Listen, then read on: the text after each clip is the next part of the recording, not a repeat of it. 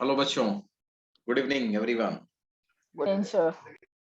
Good evening बच्चों। Evening sir. Good evening. Good evening sir. Sir. Good evening everyone. कैसे हैं भाई? पढ़ाई कैसी चल रही है सब लोगों की? अच्छी है सर। अच्छी है। Okay okay.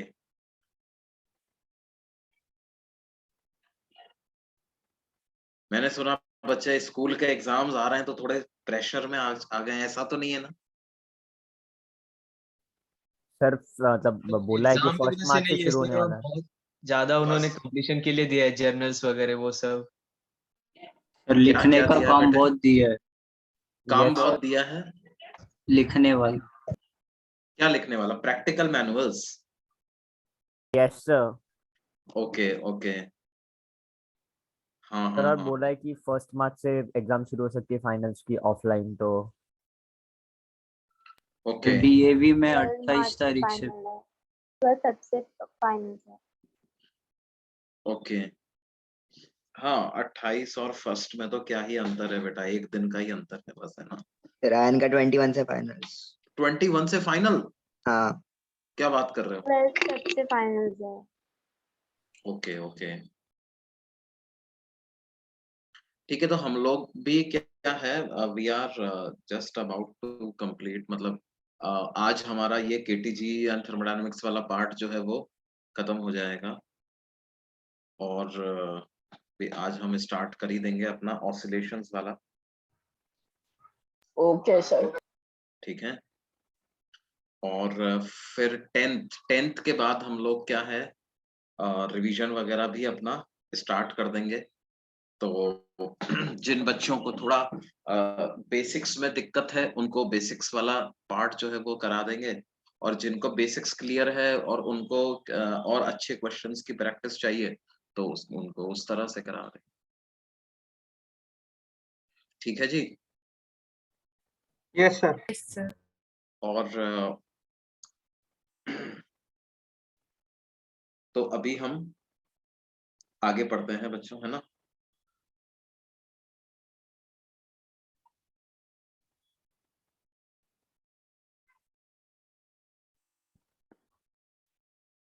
नहीं नहीं, अभी होगा।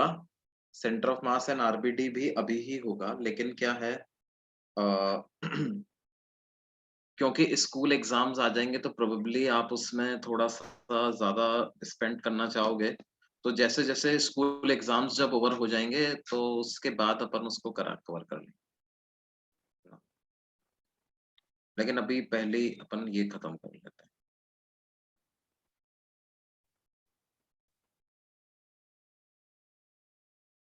हाँ,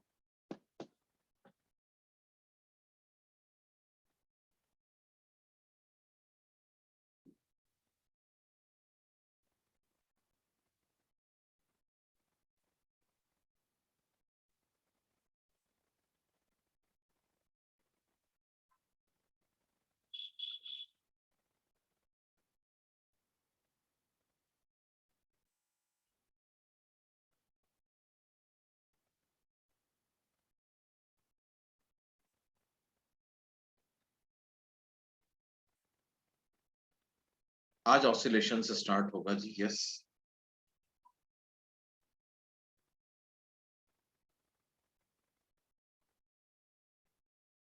लेकिन थोड़ा सा हमारा क्या है, सेकेंड लॉ ऑफ थर्मोडायनेमिक्स का कुछ पार्ट बचा हुआ है तो वो कवर कर लेते हैं हम, है ना? Yes sir. Sir mechanical equivalent of heat का क्या मतलब है? देखो बेटे, मैकेनिकल इक्विवेलेंट ऑफ हीट बड़े सिंपल सी चीज है। इसका मतलब सिर्फ ये है कि conversion between calorie and joule, mechanical equivalent of heat, है ना? I mean 1 calorie is equal to how many joules. तो 1 कैलोरी इज इक्वल टू कितना, 4.186 जूल होता है। इसी कांस्टेंट को बोलते हैं मैकेनिकल इक्विवेलेंट ऑफ हीट। तो आप लोग सोचोगे कि सर ये तो मतलब कन्वर्जन फैक्टर ही ये हुआ एक तरीके से, है ना? हाँ, आज कन्वर्जन फैक्टर ही हुआ। तो इतना कॉम्प्लेक्स सा नाम देने की क्या जरूरत है, डराने की क्या जरूरत है मैकेनिकल इक्विवेलेंट ऑफ हीट बोल करके? वो because of the history attached with it. Historical चीज अगर अपन देखें तो क्या है, जैसा मैंने तुम्हें heat thermal properties of matter के समय भी बताया होगा कि ट्रेडिशनली हीट को कैसे मेजर किया जाता था, कैलोरी में, है ना, और वर्क को कैसे मेजर किया जाता था, जूल्स में, ठीक है।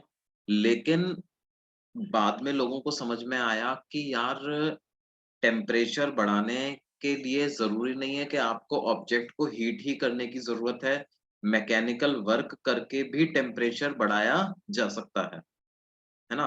इसका मतलब work is also equivalent to heat, ठीक है। तो फिर उन्होंने कहा कि यार जूल और कैलोरी में कोई कन्वर्जन होना चाहिए।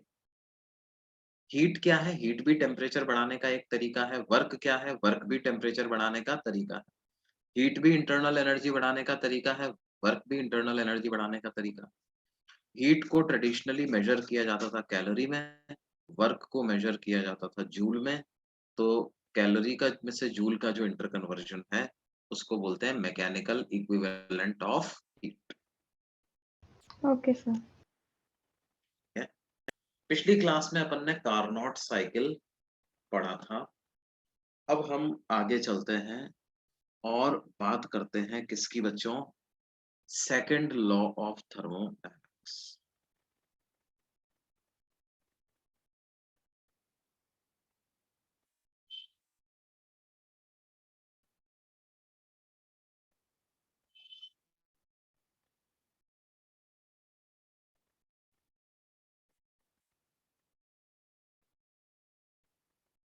हम बात कर रहे हैं किसकी, सेकंड लॉ ऑफ थर्मोडायनेमिक्स।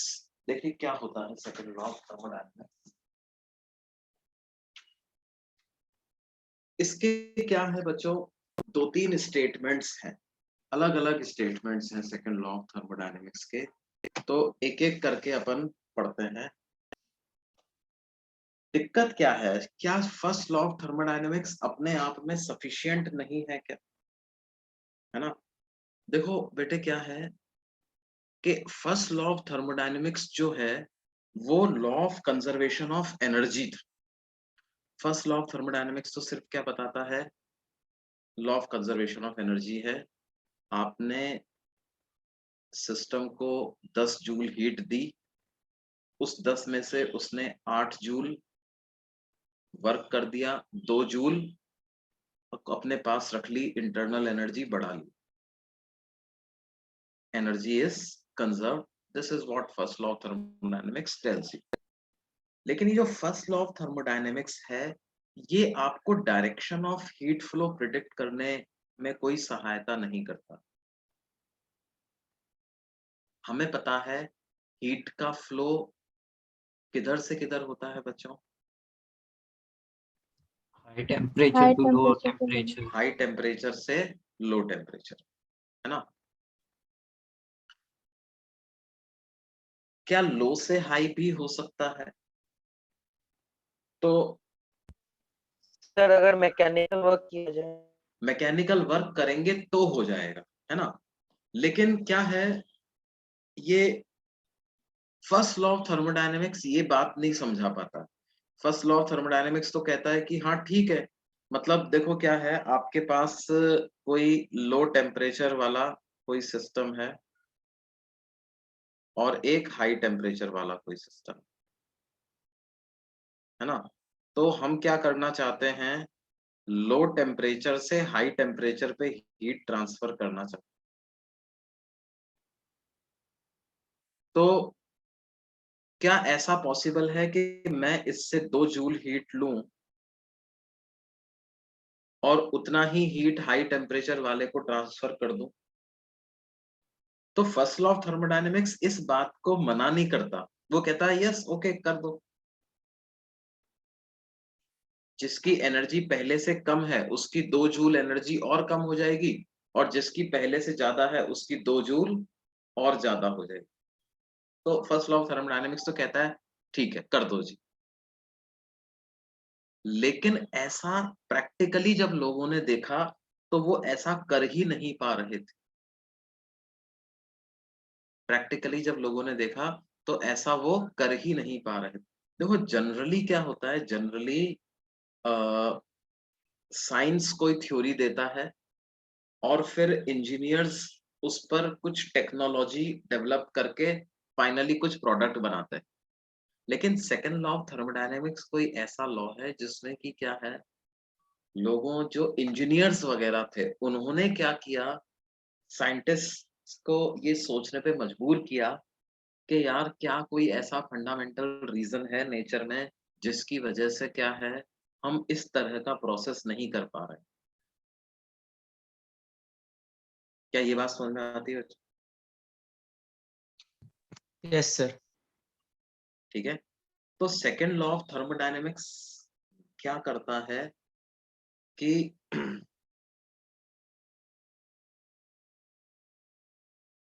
ये एक एडिशन है to first law of thermodynamics, where energy conservation के साथ साथ और भी क्या लॉ हैं जो नेचर फॉलो करेगी वो हमें सेकंड लॉ ऑफ थर्मोडायनेमिक्स बताता है। तो कुछ कुछ स्टेटमेंट्स हैं सेकंड लॉ ऑफ थर्मोडायनेमिक्स के, तो हम बात करेंगे। एक स्टेटमेंट इसका क्या है, केल्विन एंड प्लैंक स्टेट।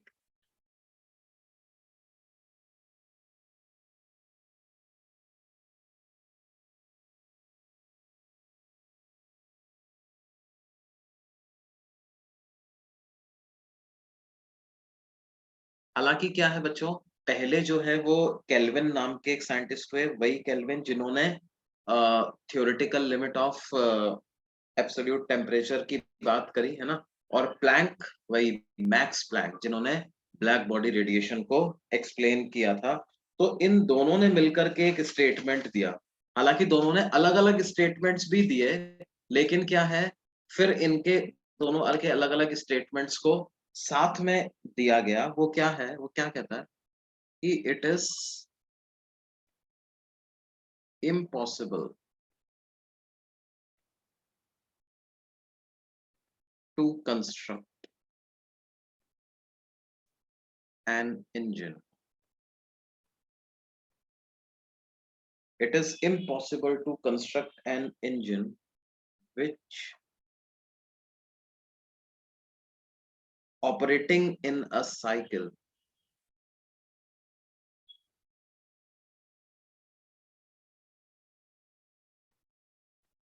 है ना, एक साइक्लिक प्रोसेस को हम किसकी तरह से यूज कर रहे हैं, इंजन की तरह से यूज कर रहे हैं, has the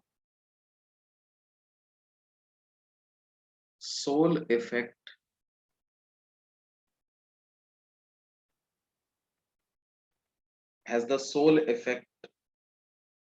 of extracting heat from a reservoir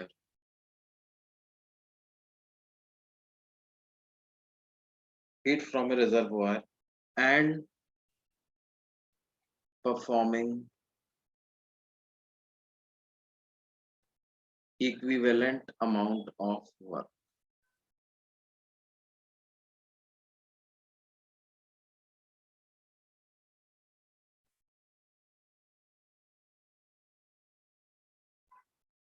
है ना, ऐसा हीट इंजन जो कि साइक्लिकली क्या करता रहे, एक रिजर्वॉयर से हीट ले और उसको सिर्फ किस में कन्वर्ट करता रहे, वर्क में कन्वर्ट करता रहे, ऐसा कर पाना पॉसिबल नहीं है। समझ में आई बात? वही बात जो हमने कही थी, क्या किसी भी साइक्लिक प्रोसेस की एफिशिएंसी वन नहीं हो सकता। 1 नहीं हो सकती, है ना, किसी भी साइक्लिक प्रोसेस की एफिशिएंसी क्या है, 1 नहीं हो सकती। क्या ये बात समझ में आती है? It is impossible to construct an engine which operating in a cycle has sole effect of extracting heat from a reservoir and converting it into work and performing equivalent amount of work। उतना ही work कर दे, heat लिया और उसको उतना ही work कर दे, ऐसा possible नहीं है। मतलब कुछ हीट तो वो वापस क्या करेगा, रिलीज करेगा ही करेगा। क्लियर है बच्चों, कोई डाउट तो नहीं इसमें?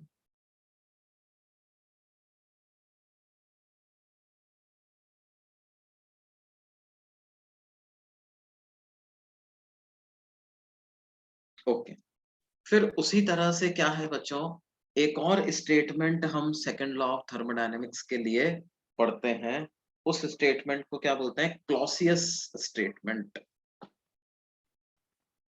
That statement is called as what,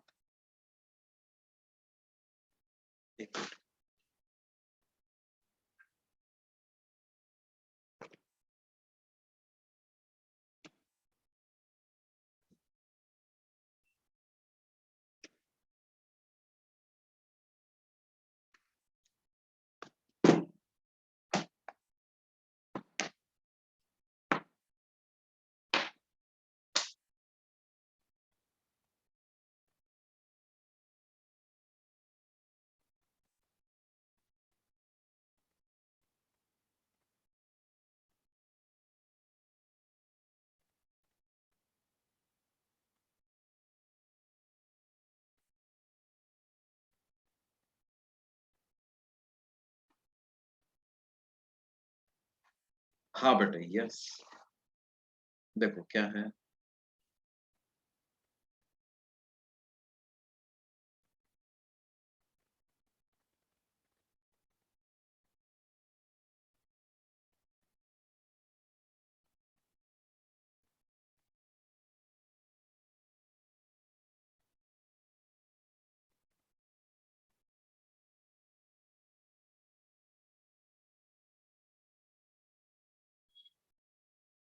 Clausius statement of second law of thermodynamics. ये क्या कहता है,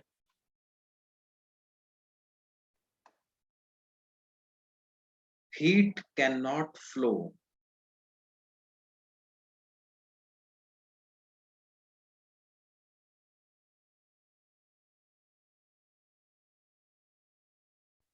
from low temperature. Heat cannot flow from low temperature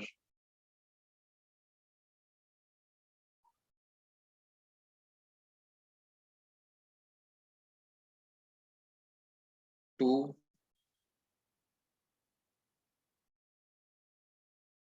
high temperature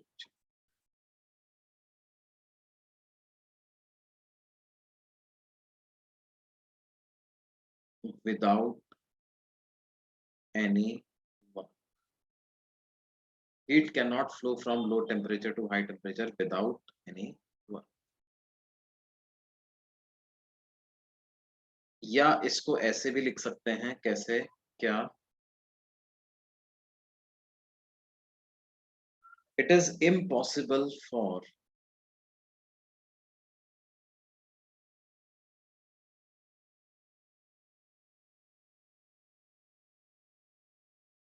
a self-acting machine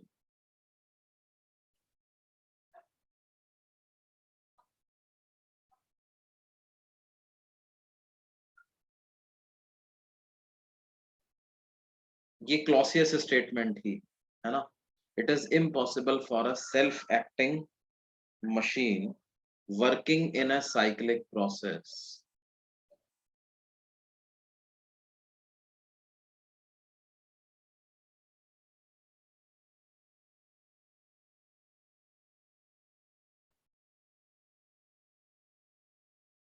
unaided by external agency.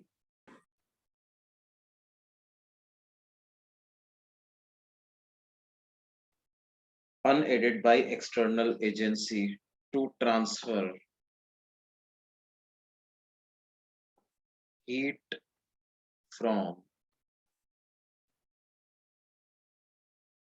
a body at lower temperature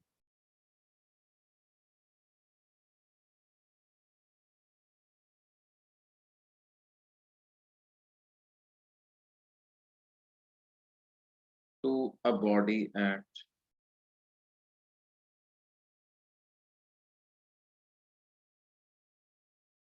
higher temperature.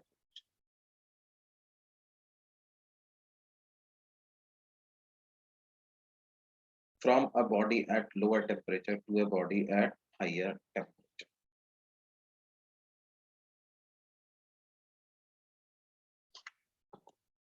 क्या ये बात समझ में आती है बच्चों?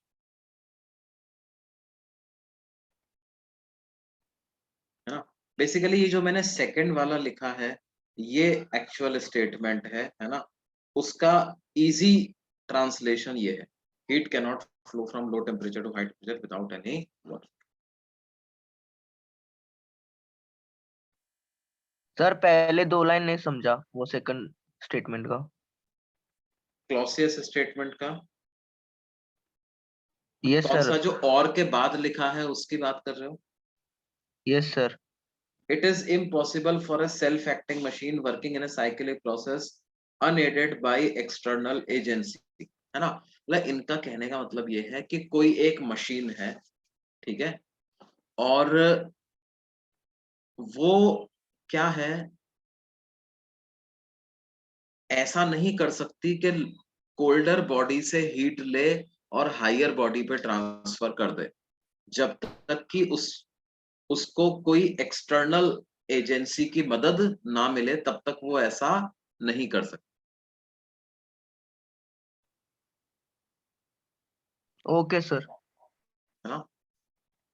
जब तक कोई एक्सटर्नल एजेंसी मदद नहीं करेगी तब तक कोल्डर बॉडी से हॉटर बॉडी पे हीट का ट्रांसफर परपेचुअली आप नहीं कर सकते, लगातार करते ही चले जाओ.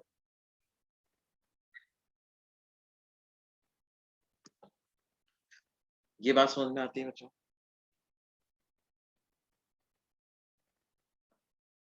Yes, sir.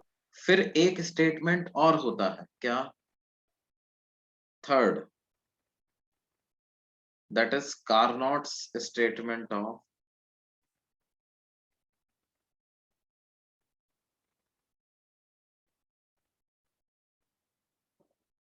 Second law. इसके दो पार्ट हैं. पहला पार्ट क्या है? No engine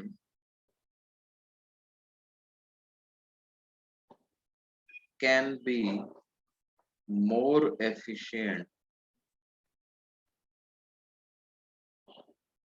than a perfectly reversible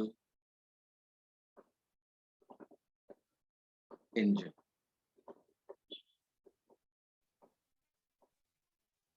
Working between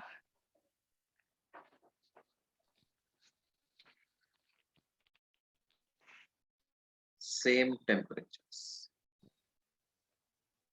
sir यही तो कार्नोट इंजन होता है ना सर.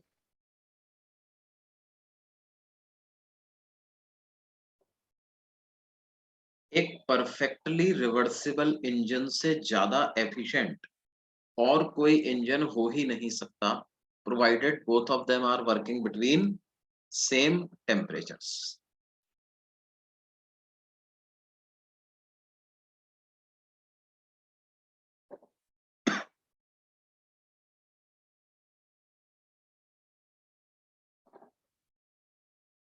और दूसरा क्या है?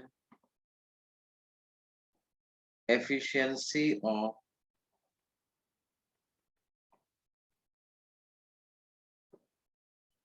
perfectly reversible engine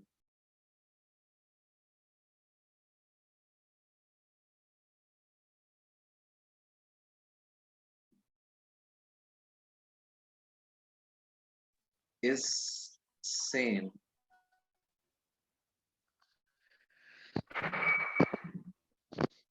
perfectly reversible engine operating between same temperatures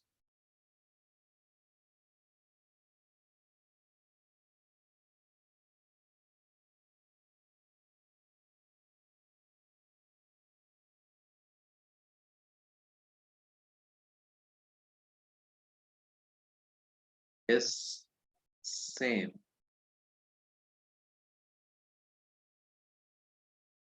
Whatever be the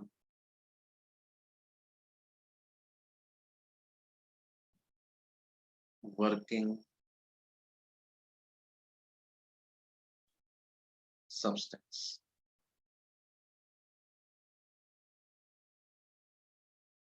The Carnot is saying about the Carnot cycle only. हाँ बेटे, Carnot engine जो है वो क्या है? वो Carnot cycle के बारे में ही बात बता रहा है। बिल्कुल सही बात है ना? But that is also one of the implications of what? Second law of thermodynamics only. तो सेकेंड लॉ ऑफ थर्मोडायनेमिक्स से ही इस चीज को आप डिराइव कर सकते हैं।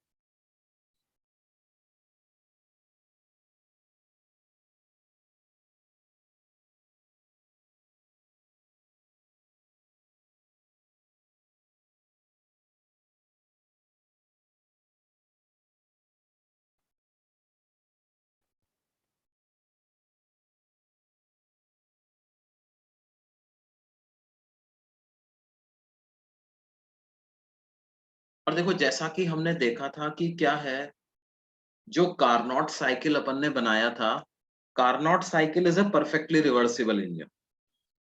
Carnot cycle is a perfectly reversible engine. Carnot cycle जो होता है बेटे वो क्या होता है, वो एक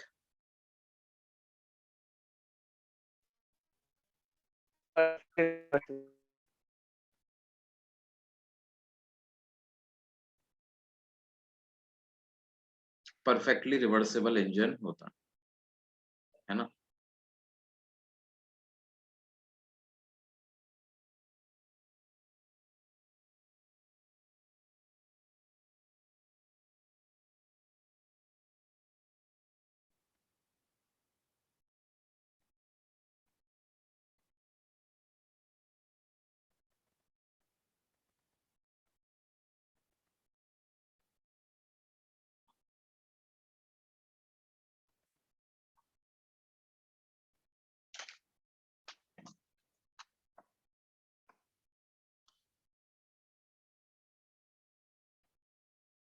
देखो सेकंड पॉइंट क्या है भाई, हमने जब कार्नोट साइकिल की बात करी थी तो उसकी एफिशिएंसी क्या आ गई थी बेटे, 1 - T2/T1 या 1 - T low/T high, ये आ गई थी ना।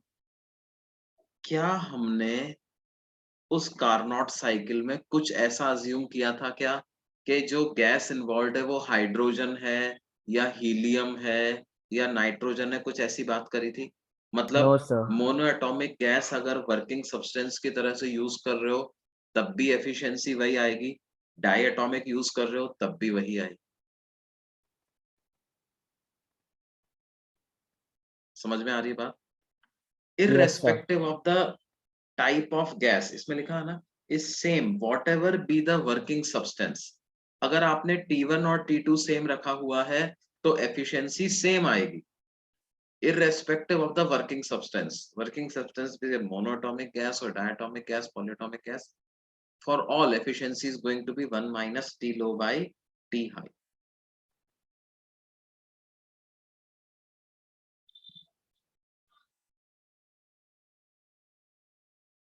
क्या ये बात समझ में आती है बच्चों? हाँ सर। अब देखिए रेफ्रिजरेटर बेसिकली क्या होता है, refrigerator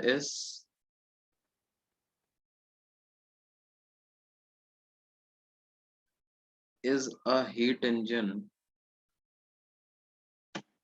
is a cyclic process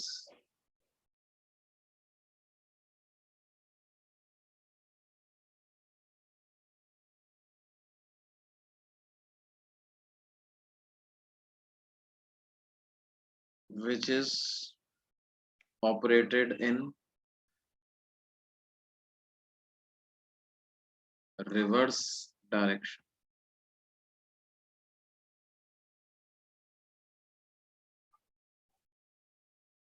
To the heat.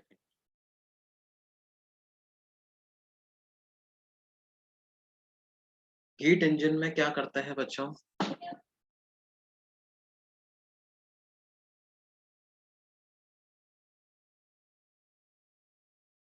हम साइक्लिक प्रोसेस को क्लॉकवाइज डायरेक्शन में ऑपरेट करते हैं।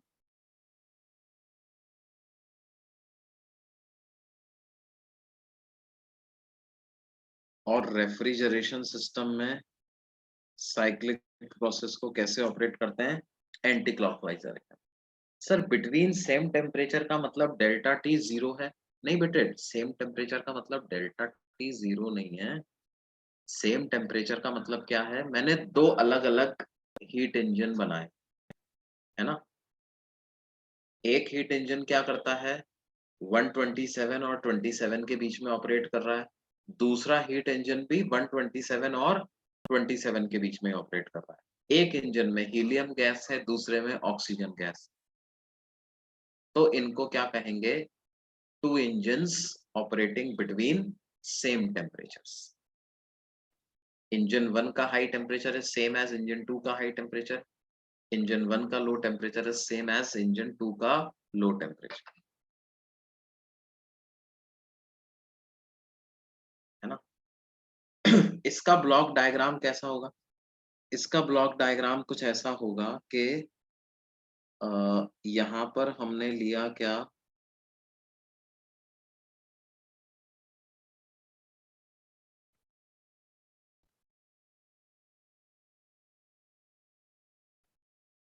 Reservoir at high temperature,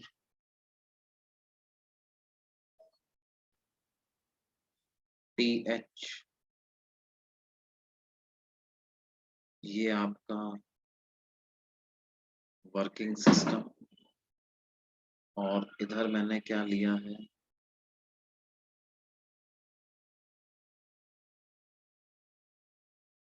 reservoir at low temperature.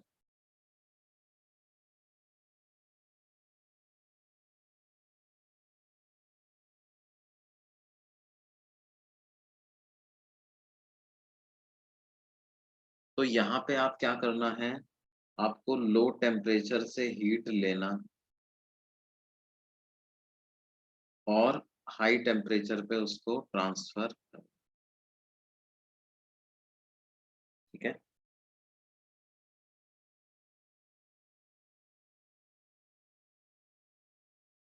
तो मान लो इसको हम नाम दे देते हैं क्या?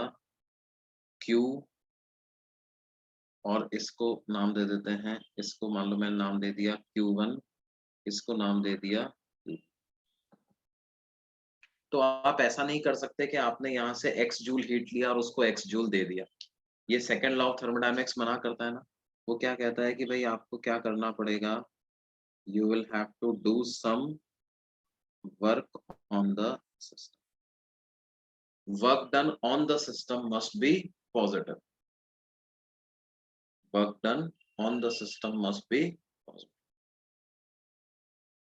यहाँ पर W क्या रिप्रेजेंट कर रहा है? W is work done on the system.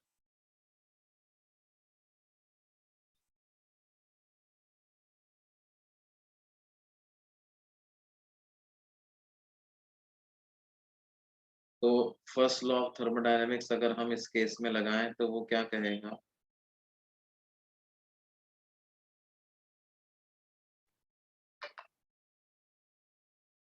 वो कहेगा आपने W वर्क किया और Q1 हीट यहाँ से एक्सट्रैक्ट करी, तो जब आप हीट रिलीज करोगे तो टोटल हीट रिलीज क्या हो जाएगी? Q2 plus Q1 plus W हो जाएगी, है ना। तो सेकंड लॉ ऑफ थर्मोडायनेमिक्स क्या कहता है? सेकंड लॉ ऑफ थर्मोडायनेमिक्स कहता है W जीरो नहीं हो सकता। सेकंड लॉ ऑफ थर्मोडायनेमिक्स क्या कहता है बच्चों? W जीरो नहीं हो सकता।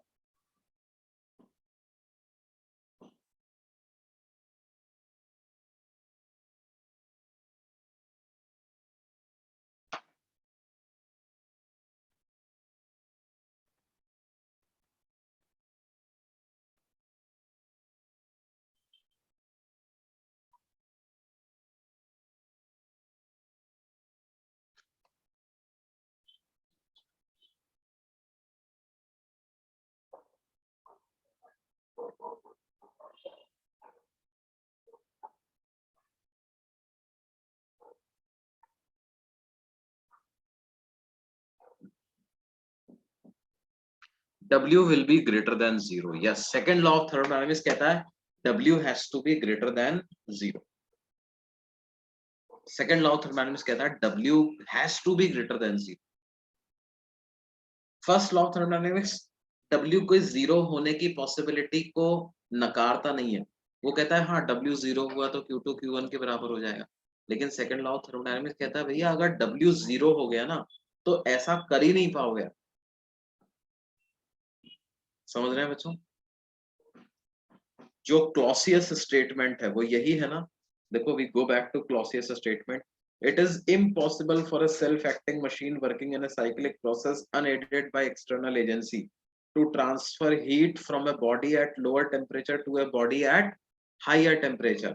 यहाँ पर हमारे पास body at low temperature है, हम heat transfer कर रहे हैं किधर? body at high temperature। जब तक ये external work नहीं करोगे आप तब तक ऐसा हो ही नहीं पाएगा।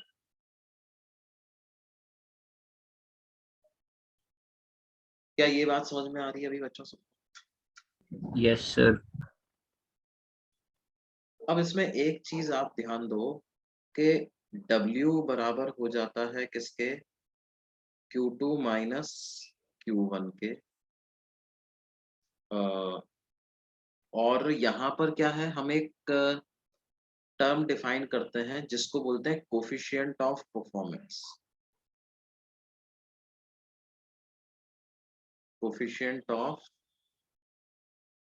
Performance of refrigerator.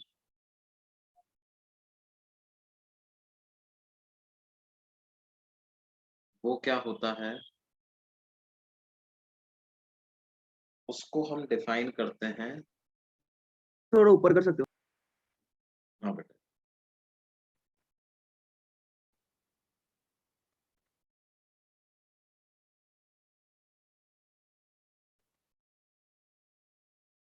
Yes sir, done.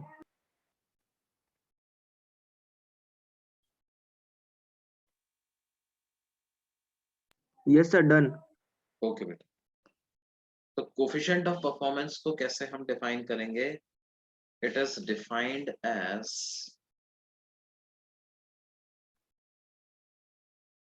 Q2 divided by work।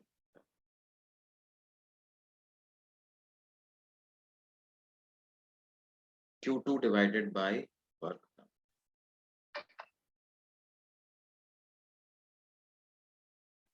ठीक है, वर्क डन को हम क्या लिख लेंगे बच्चों? वर्क डन को लिख लेंगे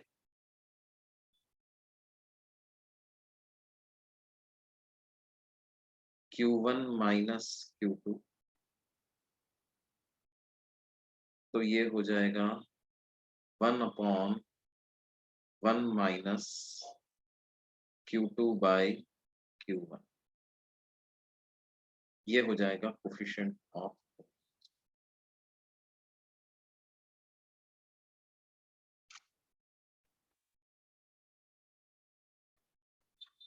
सर Q2 क्या है? Final heat. Q2 क्या है बेटे? Q2 is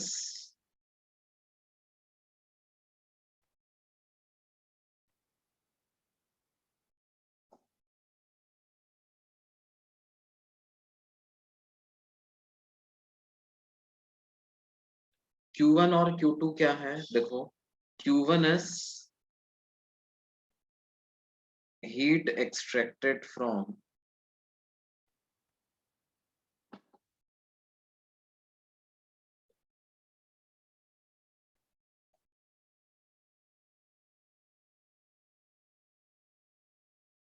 body at low temperature।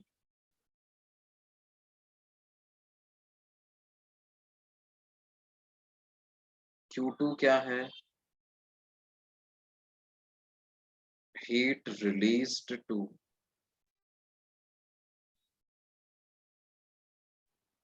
body at high temperature।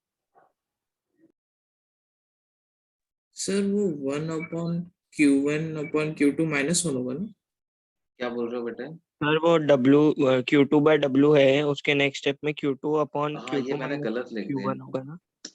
नहीं बोल रहे हो, ये क्या होगा? 1/Q1/Q2 minus sir 1 work upon done sir तो Q2 W तो Q2 माइनस Q1 है ना? क्या बोल रहे हो बेटे? W Q2 माइनस Q1 है ना? हाँ, क्या लिख-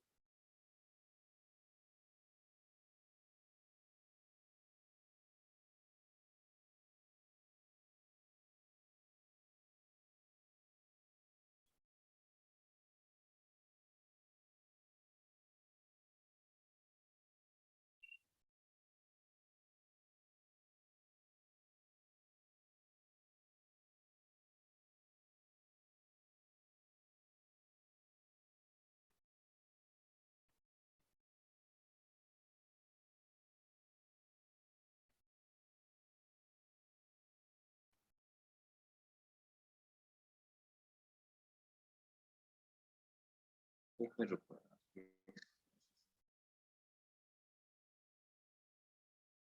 इसको हमें ऐसे लिख Q1/W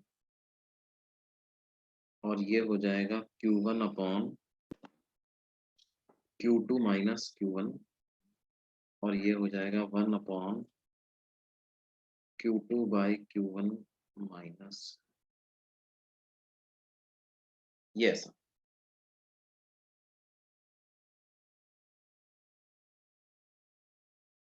ठीक है, ये कोफिशिएंट ऑफ परफॉर्मेंस कहलाता है।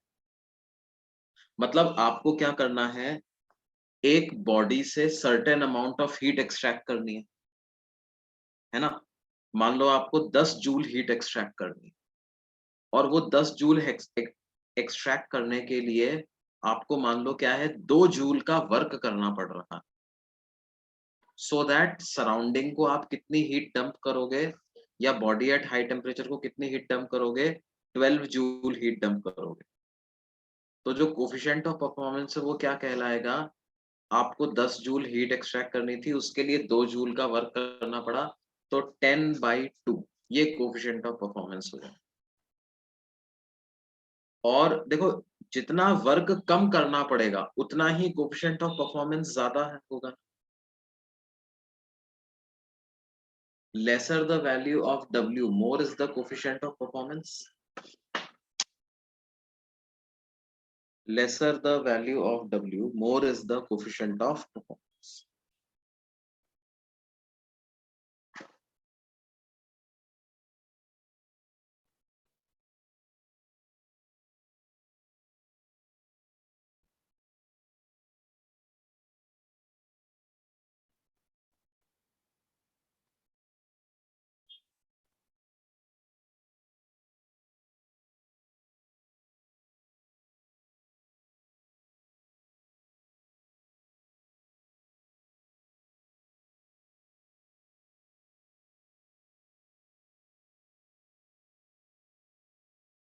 अभी कोई कंफ्यूजन तो नहीं है बच्चों? No sir.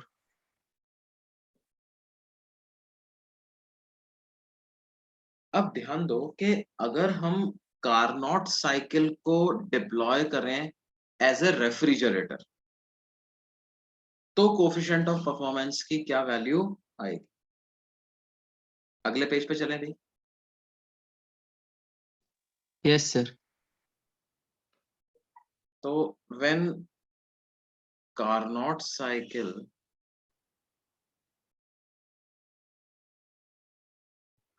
सर वो लास्ट वाली पेज दिखाइए please. operated in reverse and used as a refrigerator,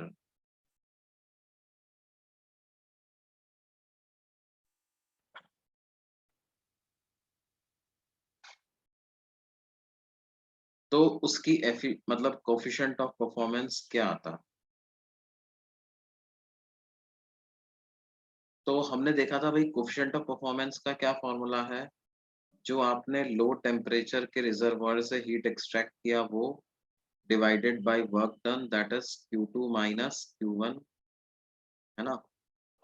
तो ये आएगा कितना, 1/Q2 बाई Q1 माइनस,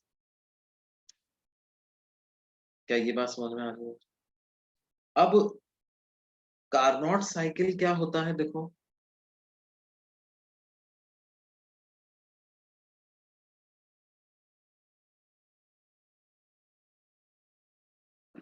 क्या इसे कार्नोट साइकिल बोलते हैं बच्चों? अब इसमें हमें एरो अपोजिट डायरेक्शंस में लगाने हैं। क्यों जी?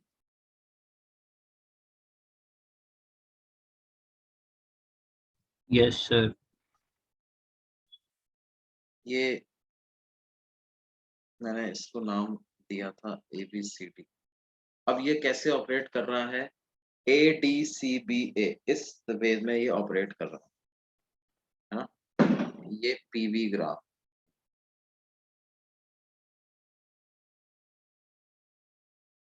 ए पे ये आइसोथर्मल,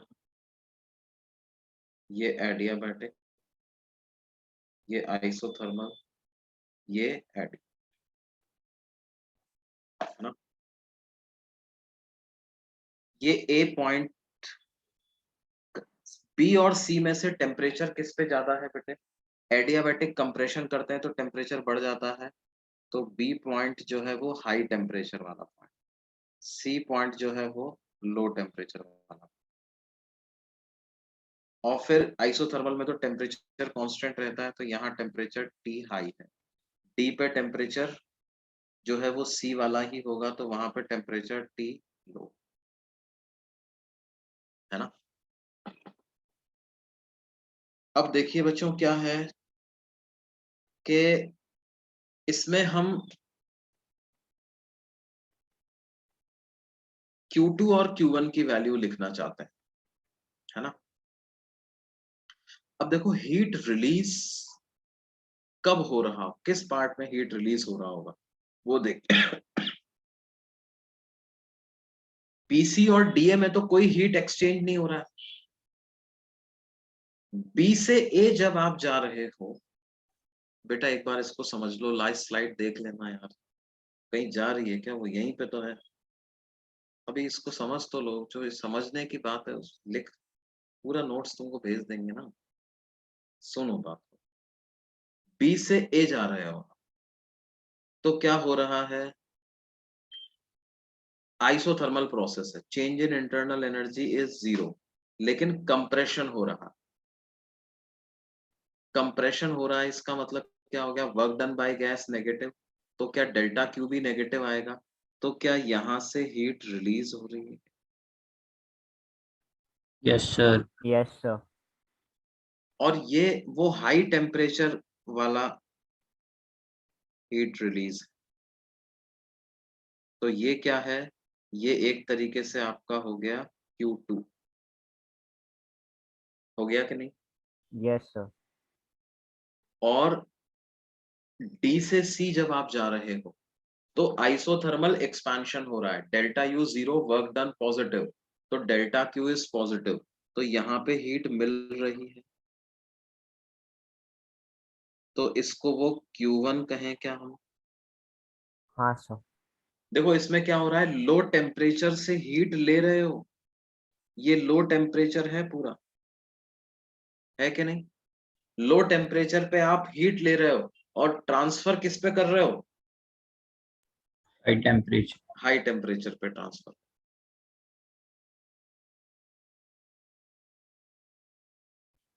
अब देखो Q2 को क्या लिख देंगे अपन,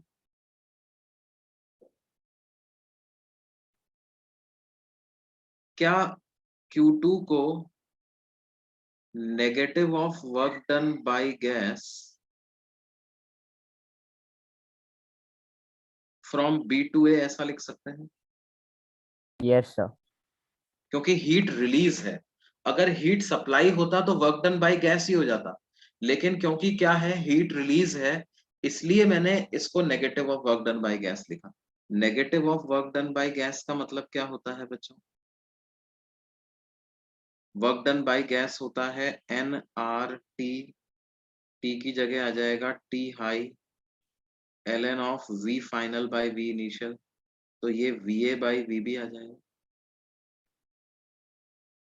और ये माइनस साइन को क्लब करके इसको NR into T high into ln of VB by VA ऐसा आ जाएगा। Yes, sir.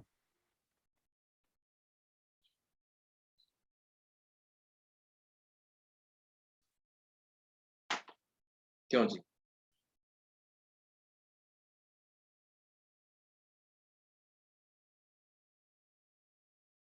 Q1 क्या है? हीट सप्लाइड, तो इसको तो वर्क डन बाय गैस ही लिख दें, फ्रॉम D टू C, तो क्या हो जाएगा NR T low ln of VC by VD, क्या ऐसा हो जाएगा?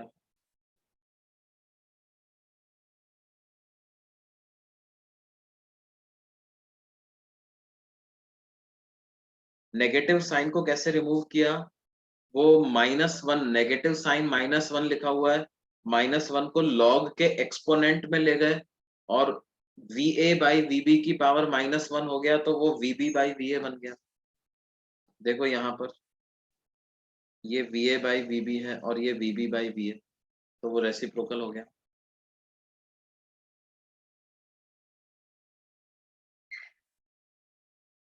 ये work done by gas from D to C इतना हो गया। अब हमें क्या करना है, Q2 और Q1 का रेशो निकालना, Q2 बाय Q1, तो वो कितना हो जाएगा बेटे? T high upon T low into ln of VB by VA divided by ln of VC by VD, ये ऐसा आ जाएगा। Yes, sir. अच्छा, VB VA और VC VD का रेशो में रिलेशन एडियाबैटिक प्रोसेस से निकालते हैं अपन। हाँ sir. For BC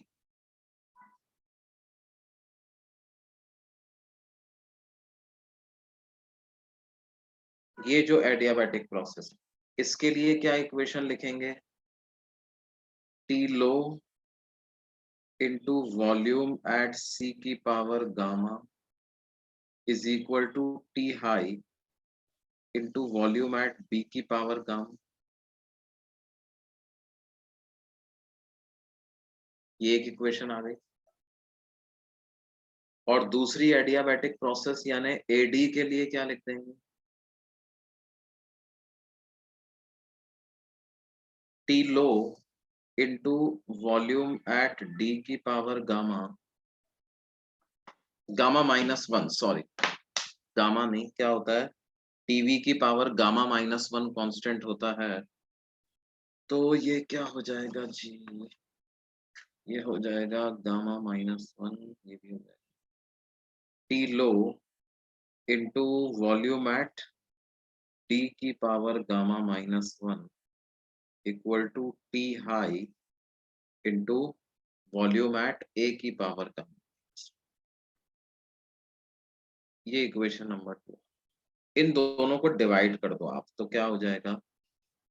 VC upon VD, क्या ये वैल्यू VB अपॉन VA के बराबर आ जाएगी क्या?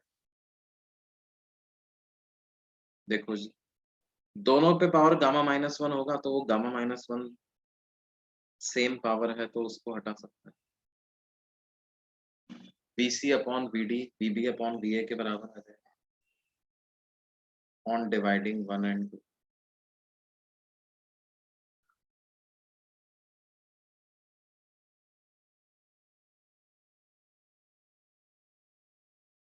इसका मतलब क्या है बच्चों?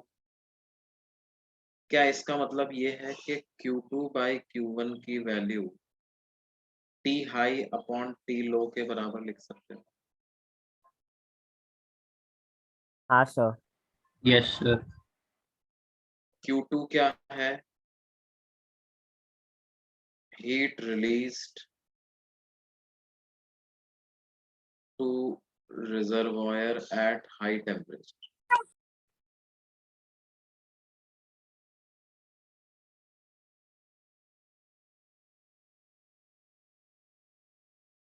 Q1 क्या है?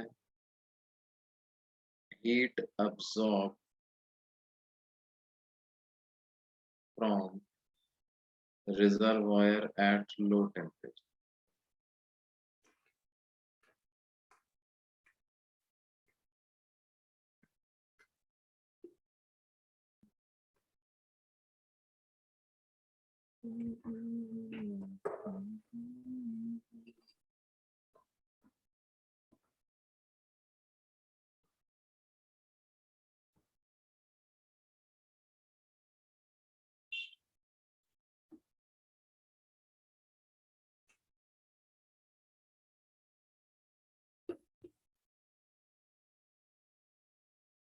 क्या ये बात समझ में आती है? तो कोफिशिएंट ऑफ परफॉर्मेंस क्या आ जाएगा जी? 1 upon Q2 by Q1 minus 1 ऐसा होता है, तो ये हो जाएगा 1 upon T high by T low minus 1, या इसको लिख सकते हैं T low upon T high minus T लो।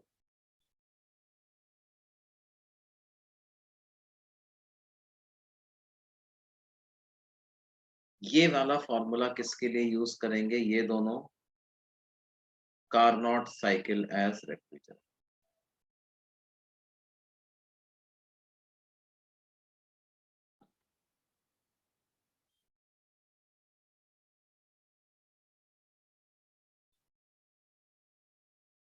है ना? अब देख लो जी, कौन सा पेज देखना है आपको, बता दो मेरे को।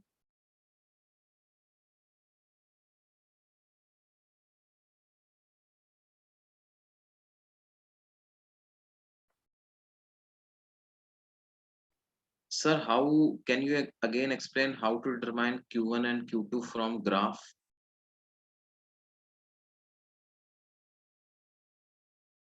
Q1 and Q2 from graph कैसे determine किया मैंने? बेटे तुमने पिछला लेक्चर अटेंड किया था क्या?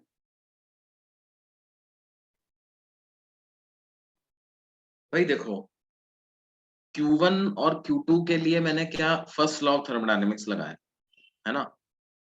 Q1 क्या है? जो लो टेम्परेचर पे हीट एब्जॉर्ब किया, है ना, वो आइसोथर्मल प्रोसेस है।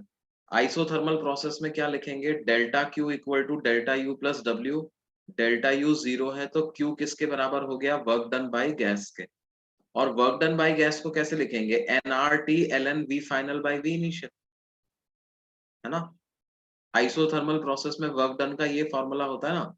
तो लो टेम्परेचर पे जो हीट एब्जॉर्ब हुई है Q1, उसको क्या लिख दिया? N R T low L N of V final by V initial.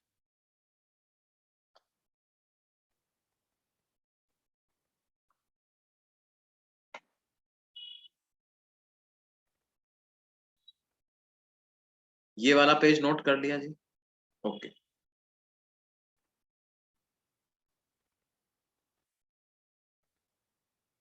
ये वाला पेज सबका हो गया? अगले पेज पे चले।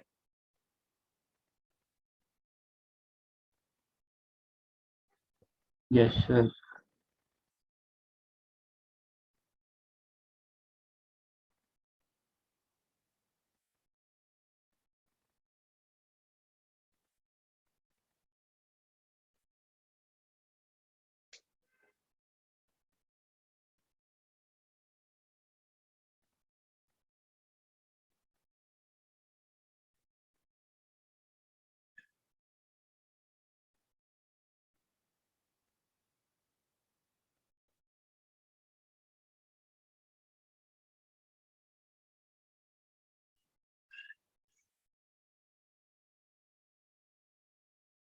है ना। तो देखो जो तुम बात पूछ रहे थे, Q1 को हमने किसके बराबर लिखा, वर्क डन के। और ये वाला फॉर्मूला किसका होता है बेटे, work done by gas and isothermal process, है ना। उसी तरह से बी से ए वाली प्रोसेस भी आइसोथर्मल है, लेकिन वहां पे नेगेटिव क्यों लिखा मैंने, क्योंकि Q2 क्या है, heat released by the gas, because Q2 is heat released. तो इसलिए हमने क्या किया है, यहाँ पे ये नेगेटिव साइन यूज किया।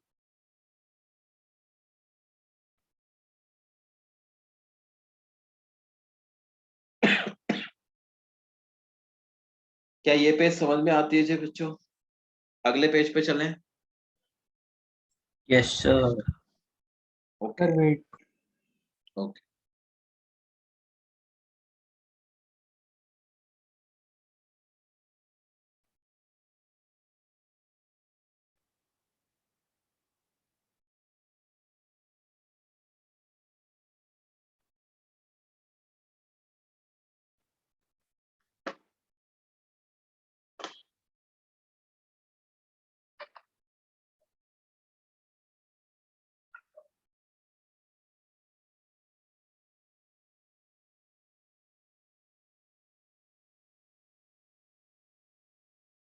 देखो कारण, देखो दोनों को क्या है, बोथ आर रिलेटेड ऑब्वियसली, उनके बीच में आप रिलेशन तो पता लगा ही सकते हो, लेकिन दोनों अलग अलग कॉन्टेक्स्ट में यूज होने वाले पैरामीटर हैं।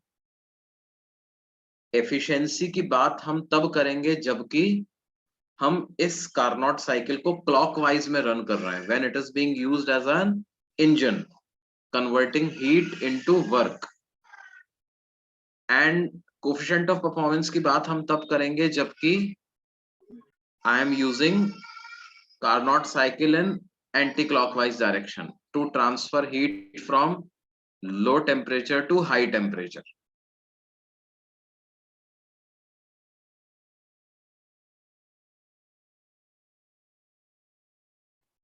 तो इस वजह से क्या है, मैथमेटिकली हम कर सकते हैं कोफिशिएंट ऑफ परफॉर्मेंस और एफिशिएंसी के बीच में रिलेशन पता कर सकते हैं, but that does not make any sense, है ना। तो इसलिए क्या है, क्योंकि दोनों अलग अलग चीजें हैं।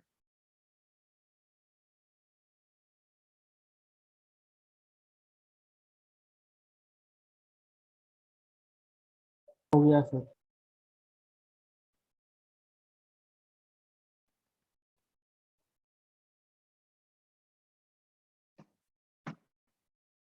ओके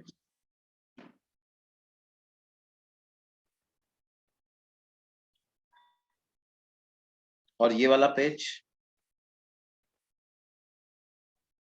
यस सर, हो गया। हो गया। ओके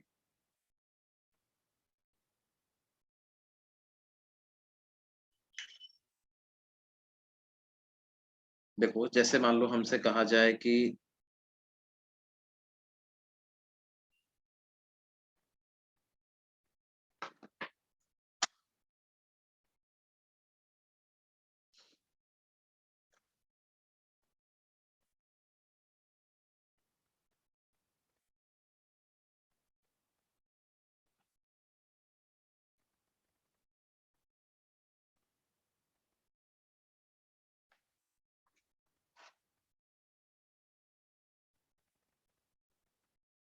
और refrigerator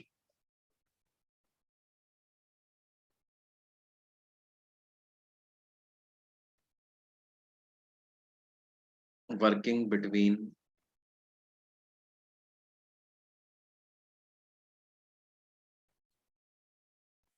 temperature of 7 degrees Celsius and 37 degree Celsius uses Carnot's cycle.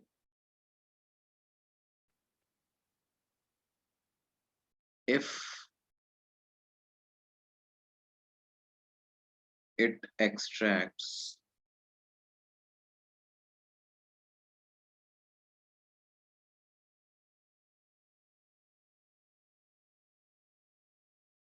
20 kilo joule heat पर second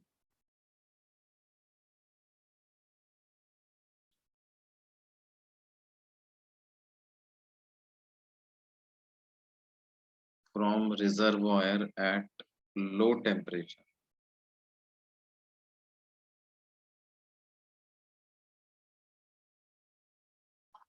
Then calculate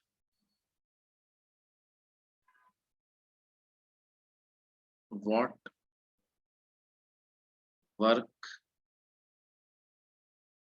is being done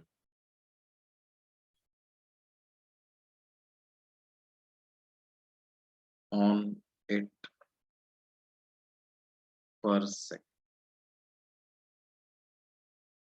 या सिंपली ऐसा भी लिख सकते हैं, calculate the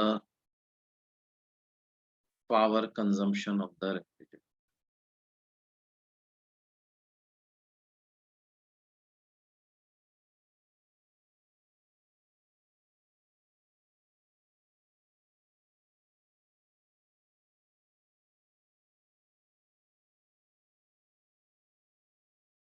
Calculate the power consumption of the refrigerator.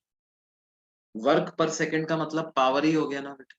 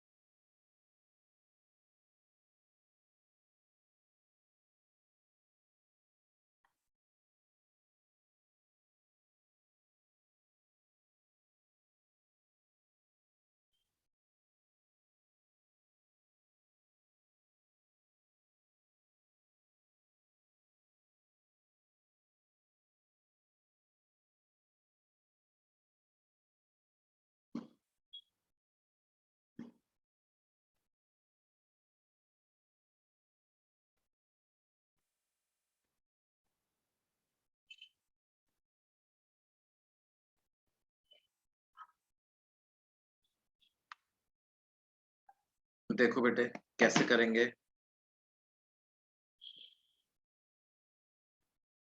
Coefficient of performance क्या होता है जो हम हीट Q1 upon एक्सट्रैक्ट कर W. रहे हैं, Q1 अपॉन W. W, और यही बराबर होता है किसके, 1 upon T low upon T high minus T low yes sir. For a Carnot cycle. Yes sir. तो आपको Q1 दिया हुआ है. Q1 कितना दिया हुआ 20 है, kilojoules. 20 किलो जूल पर सेकेंड. तो W निकालना है और ये टेम्परेचर्स दिए हुए हैं. लो टेम्परेचर में 7 डिग्री रख देंगे तो 7 280. डिग्री का मतलब कितना हो जाएगा बेटे, 280 Kelvin. 273 प्लस 7 मतलब 280, और ये हो जाएगा कितना, 310. 310. मतलब 30 आ टेम्परेचर जाएगा. डिफरेंस. तो टेम्परेचर डिफरेंस तो सीधा सीधा 30. Yes sir. 30 ही 30. लिख सकते हैं. Yes sir.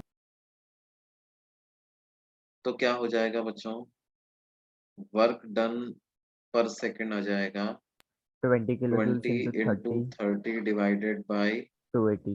280. तो ये कैंसिल होता है, ये 10 और ये आ जाएगा 14 और 5 और ये कितना आ जाएगा 7. तो So 15 बाई 2.1. 7 ऐसा आ जाएगा 2.1 something. किलो जूल पर सेकंड.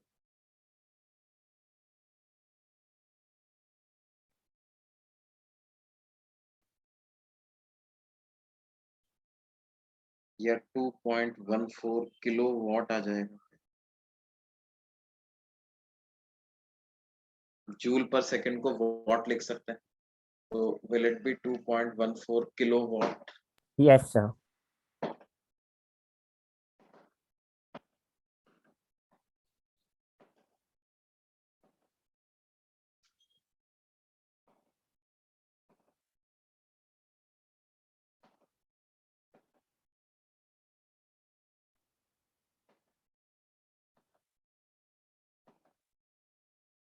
तो ये बच्चों क्या होता है, ये होता है हमारा सेकेंड लॉ ऑफ थर्मोडायनेमिक्स और रेफ्रिजरेशन सिस्टम से रिलेटेड क्वेश्चंस, है ना। तो अब हम अगला चैप्टर चालू करते हैं जी। अगला चैप्टर चालू करने के लिए हम तैयार हैं। क्या है, बाकी क्वेश्चंस भी शीट के अटेम्प्ट कर सकते हैं। मैंने सेक्शन वो मेंस वाला हटाया था, वो भी आप कर सकते हो, ठीक है। Okay, sir. ओके, अब हम चालू करने के लिए तैयार हैं। क्या? Oscillations.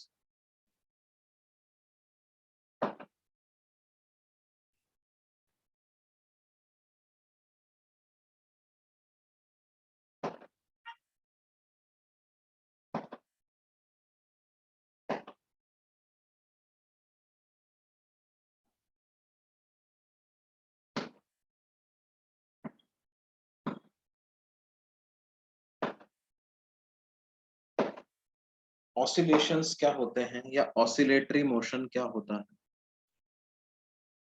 To and fro. To and to fro and motion. Fro, है ना। Oscillatory motion is basically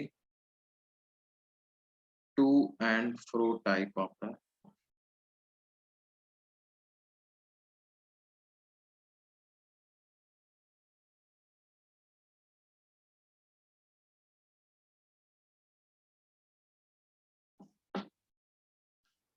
to and fro type of motion का मतलब कैसा? हमने एक स्ट्रिंग से एक ऑब्जेक्ट को बांध दिया, उसके एक एंड को हमने कहीं पे सस्पेंड कर दिया, उसको थोड़ा सा साइड में लेकर के हमने रिलीज किया, तो ये ऐसे आगे पीछे मूव करता है।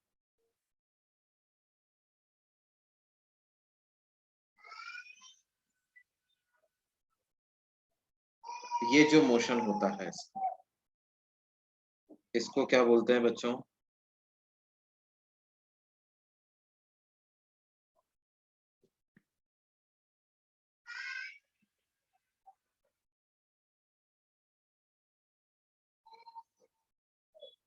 ऑसिलेटरी, या हमने क्या किया, एक पार्टिकल को स्प्रिंग से बांध दिया और उसको कुछ वेलोसिटी दे दी स्मूथ सरफेस पे, ये आता जाता रहेगा, है ना। या मान लो क्या किया आपने, एक बॉल को, इलास्टिक बॉल, यहां से रिलीज कर दो, ये जाता है ग्राउंड से टकराता है, टकरा के वापस बाउंस करता है, अप डाउन इस तरह का मोशन ये करता है। Yes, sir. ये भी कैसा है, एक तरह का ऑसिलेटरी मोशन, आना जाना, any type of to and motion which is of the type to and fro, any type of to and fro motion is called as oscillatory motion.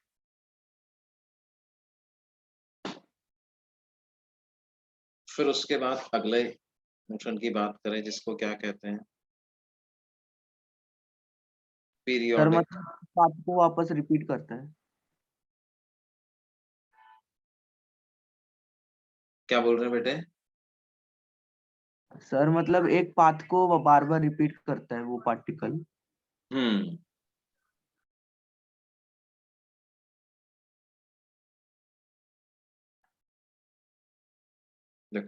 Periodic motion किसे कहते हैं? A motion in which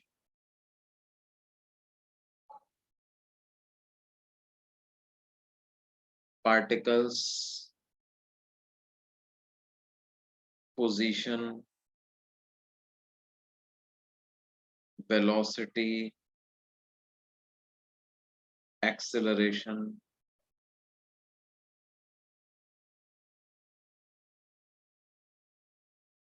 acquire same value after regular intervals of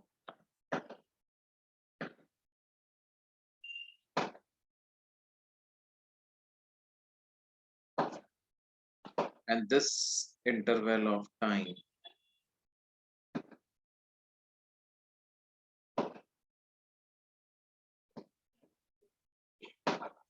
is called as time period of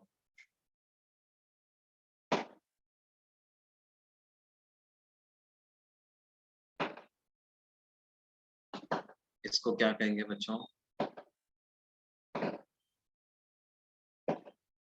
yes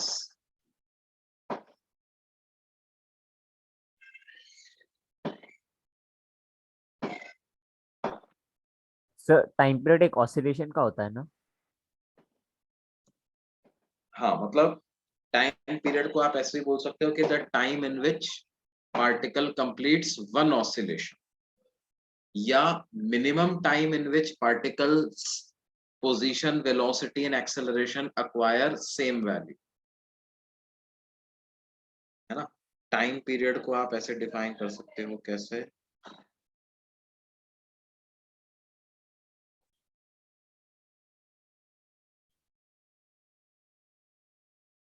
minimum time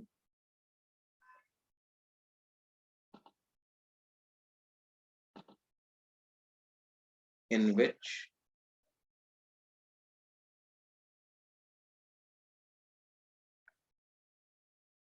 particles position, velocity, acceleration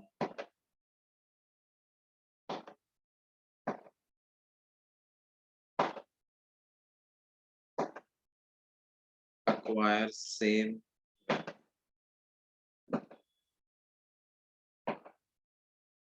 particles position, velocity, acceleration acquire same value.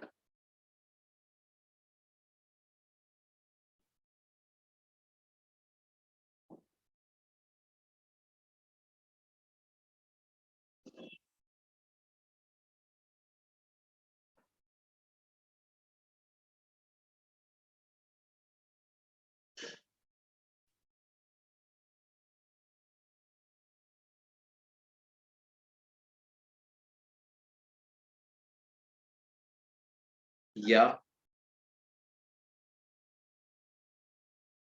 the time particle takes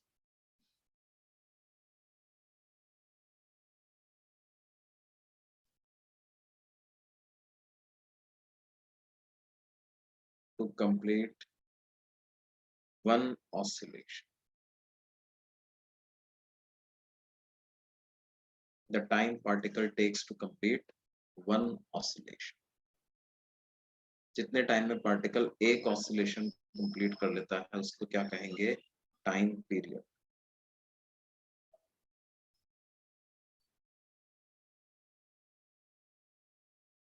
ठीक है, अब देखो यूं तो motion जो है, हाँ बोलिए सर वो नोट करना। सर यहाँ पे सेम वैल्यू यानी मैग्नीट्यूड एंड डायरेक्शन बोथ आएगा ना? यस यस यस यस, जब हम बोल रहे हैं एक्सेलरेशन सेम हो जाता है, वेलोसिटी सेम हो जाती है, तो because it is a vector quantity, तो सेम होने का मतलब क्या है?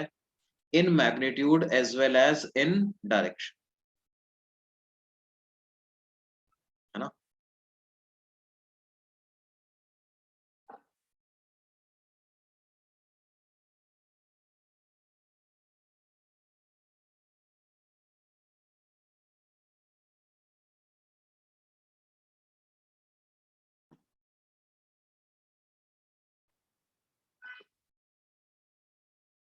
नोट कर लिया जी?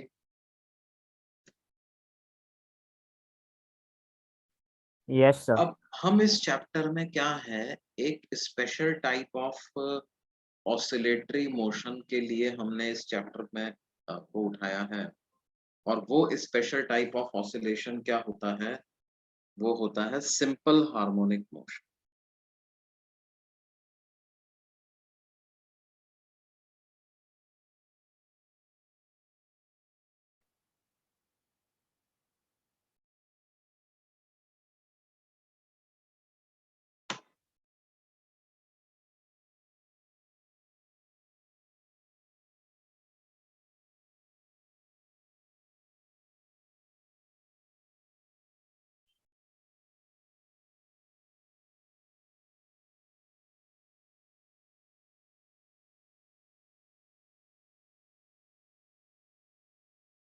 सिंपल हार्मोनिक मोशन, ये क्या होता है बेटे?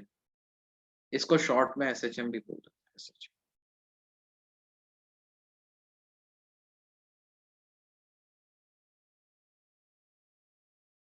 It is an oscillatory motion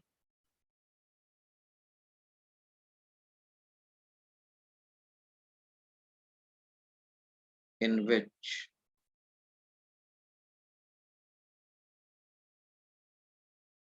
it is an oscillatory motion in which the displacement of particle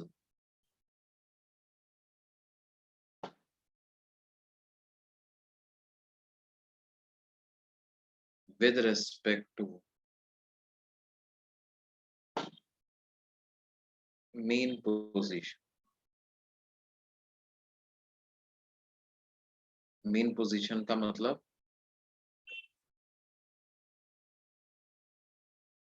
equilibrium position,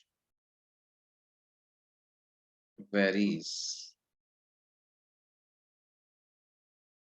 sinusoidally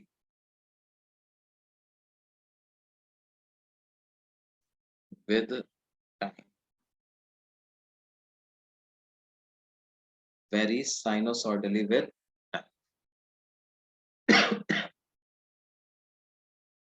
देखो, डिस्प्लेसमेंट पार्टिकल का टाइम के साथ अलग अलग तरीके से वेरी होता है ना बच्चों। अगर कांस्टेंट वेलोसिटी होती है तो डिस्प्लेसमेंट को वेलोसिटी इनटू टाइम लिख देते हैं। अगर कांस्टेंट एक्सेलरेशन होता है तो डिस्प्लेसमेंट को ut plus half at square लिख देते हैं। इसको हम क्या लिखेंगे? Displacement varies linearly with time. क्यों बेटे?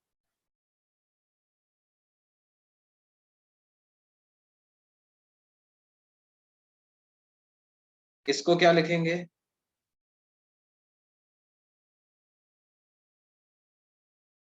Displacement varies parabolically with time. क्या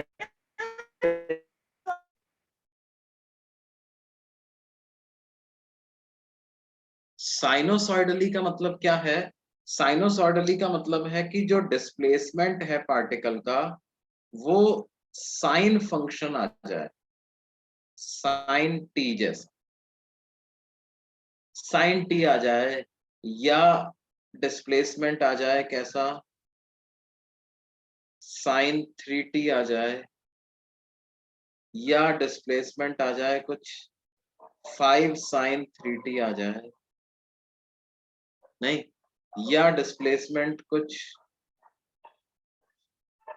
5 साइन 3t प्लस π/6 ऐसा कुछ आ जाए। मतलब साइन का फंक्शन हो जाए। टाइम के साथ बदलना तो है ही, लेकिन टाइम के डायरेक्टली प्रोपोर्शनल नहीं है, टाइम टी स्क्वायर के प्रोपोर्शनल नहीं है, साइन का फंक्शन, उसको बोलते हैं साइनोसॉइडली। साइनोसॉइडल फंक्शन मतलब साइन और कोसाइन, कोसाइन भी चलेगा। साइन और कोसाइन को तो आपस में इंटर कन्वर्जन कर सकते हैं ना बच्चों। Sine can be converted into cosine, Yes, Yes, sir. sir. है ना। तो साइन भी चलेगा, कोसाइन भी चलेगा। इसको बोलते हैं साइनोसॉइडल फंक्शंस। अब ध्यान दो बच्चों, ये साइनोसॉइडल फंक्शंस थोड़े कॉम्प्लेक्स टाइप के भी हो सकते थे। जैसे मान लो क्या है, अगले पेज पे चलें क्या बच्चों? Yes, sir. No, sir, one. मतलब साइन टी स्क्वायर नहीं चलेगा। जैसे कोई हमको कह दे कि साहब x is equal to sine t square, तो इसको हम SHM नहीं कहेंगे। This is not SHM।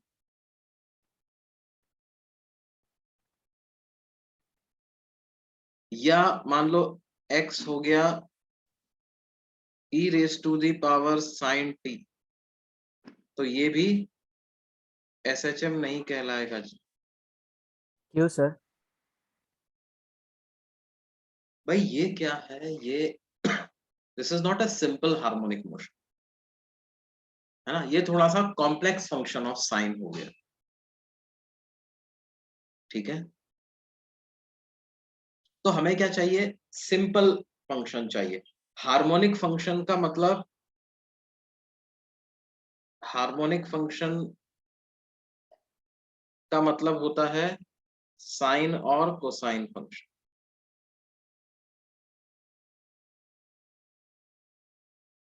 और सिंपल हार्मोनिक फंक्शन का मतलब सिंपल फंक्शन, नॉट कॉम्पोजिट। ऐसा नहीं कि अंदर आपने काफी उसमें कॉम्प्लेक्स तरीके से साइन को डाल दिया, सिंपल होना चाहिए। समझ में आती है बात? हाँ सर। सिंपल टाइप का होना चाहिए। अब देखो ऐसा कब हो पाएगा, तो बेसिकली हम क्या लिखेंगे, इन पहले तो मैं ये लिख देता हूं कि ऐसा कब हो पाता है जी।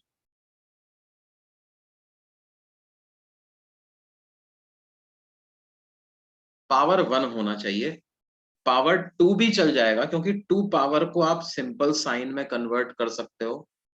पावर 3 पावर 4 नहीं चलेगा। ठीक है,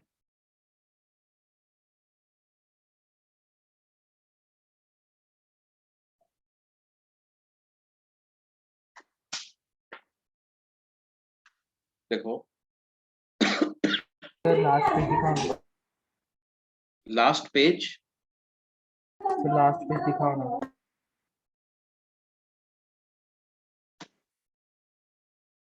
यार जब शिफ्ट कर रहे होते तो तभी बोल दिया, क्या है इंतजार करते, डिस्कनेक्ट हो गया था। बोल दिया करो।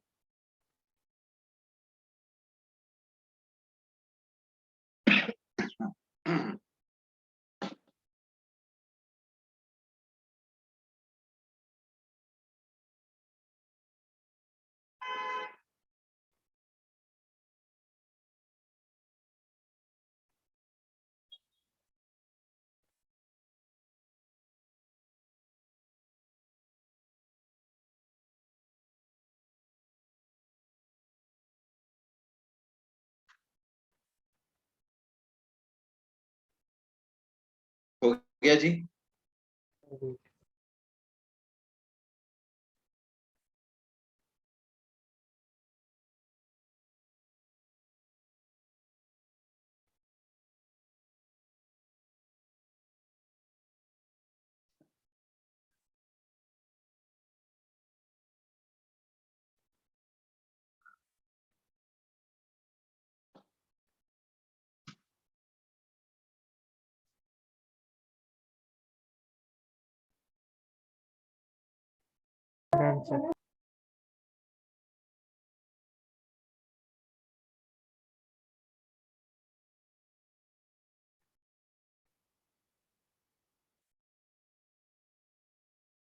सर हो गया।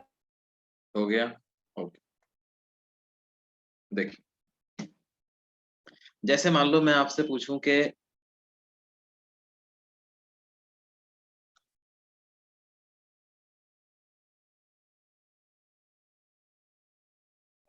x को मैंने लिखा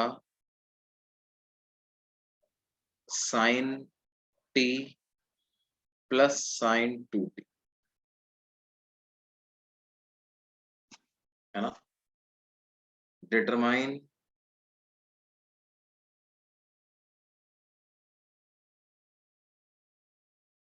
whether x is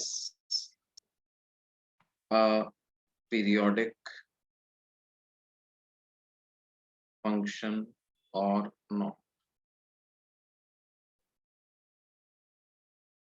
Determine whether x is a periodic function or not. Also determine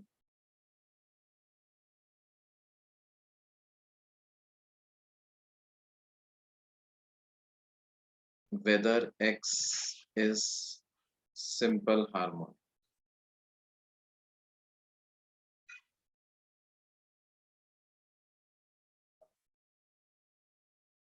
तो देखो बच्चों, पीरियोडिक फंक्शन क्या होते हैं?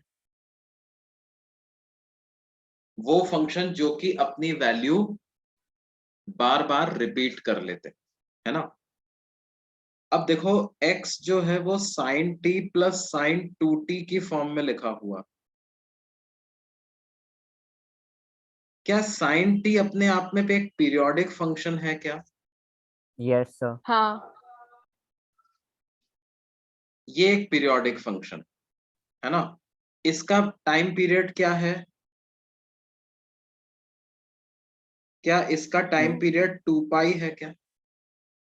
Yes, sir. sir. ये हर बार 2 पाई के बाद अपनी वैल्यू रिपीट करता जाएगा। क्या ये भी अपने आप में एक पीरियोडिक फंक्शन है क्या? Yes, sir.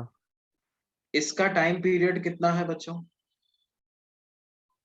क्या 2 इसका pi. टाइम पीरियड पाई है क्या? Yes, sir. क्यों? देखो आप क्या करो, t को रिप्लेस कर दो t प्लस पाई से। तो जब आप t की जगह t प्लस पाई सब्स्टिट्यूट करोगे तो ये क्या बन जाएगा? sin 2t प्लस 2 पाई ऐसा हो जाएगा। और sin 2t प्लस 2 पाई को क्या sin 2t लिख सकते हैं? Yes, sir. Yes, sir. तो इसका टाइम पीरियड पाई आ गया। इसका टाइम पीरियड पाई आ गया, इसका मतलब क्या है? ये पाई, 2 पाई, 3 पाई, इन सब के बाद अपनी वैल्यू रिपीट करता रहेगा। हाँ अच्छा, sir. साइन का टाइम पीरियड 2 पाई कैसे आया? बेटे साइन का टाइम पीरियड 2 पाई आता है ना। देखो अगर क्या है, 2 पाई किसी एंगल में, यहाँ पर t एक तरीके से कोई एंगल हो गया, उस एंगल में अगर आप 2 पाई एंगल ऐड कर दोगे, आप किसी पर्टिकुलर एंगल पे हो, इस एंगल में अगर आपने 2 पाई एंगल ऐड कर दिया तो आप वापस से सेम क्वाड्रेंट में सेम जगह पे पहुंच गए, तो साइन की वैल्यू रिपीट हो जाएगी ना। Yes, sir.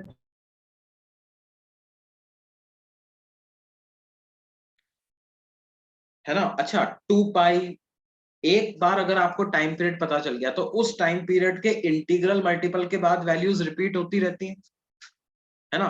तो जैसे इस वाले की वैल्यू कब कब रिपीट होंगी? 2 पाई, फिर 4 पाई, फिर 6 पाई एंड सो ऑन।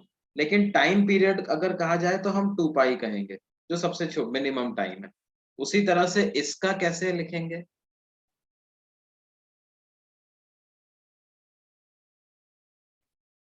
भाई आप ऐसे सोचो कि एक्चुअल में आपको ये सोचना है, मान लो अगर आपको इस वाले फंक्शन का टाइम पीरियड पता करना है, किसका?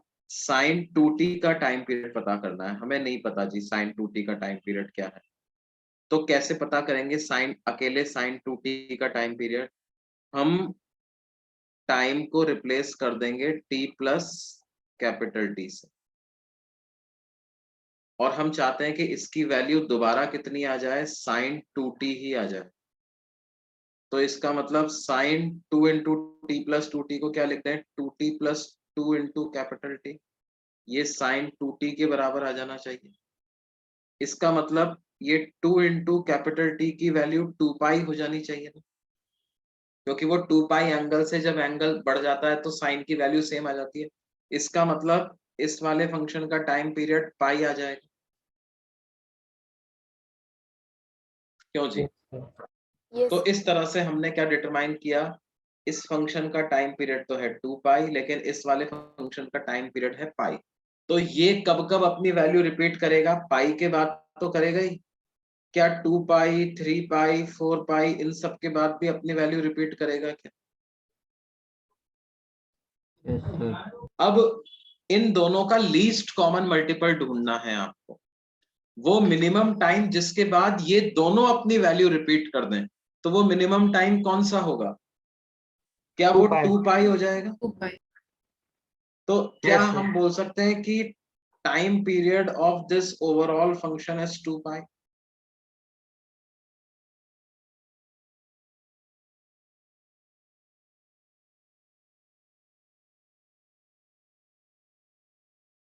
इसका मतलब क्या है? x is of course a periodic function. x is a periodic. क्या ये बात समझ में आती है बच्चों?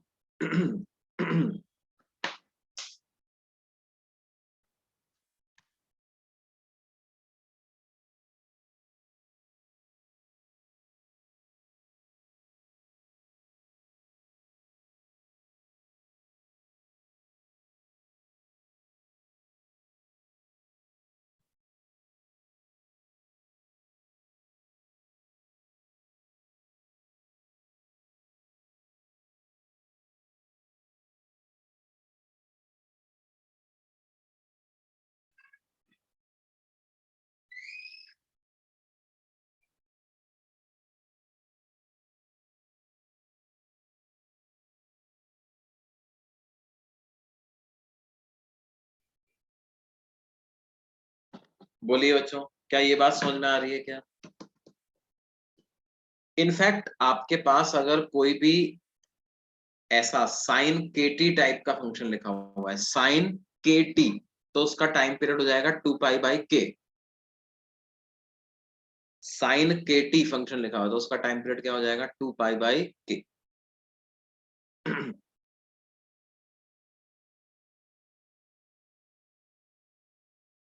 अच्छा, लेकिन क्या ये सिंपल हार्मोनिक कहेंगे क्या इसको? इसको No, हम sir. सिंपल हार्मोनिक नहीं कहेंगे। x is not a simple harmonic function.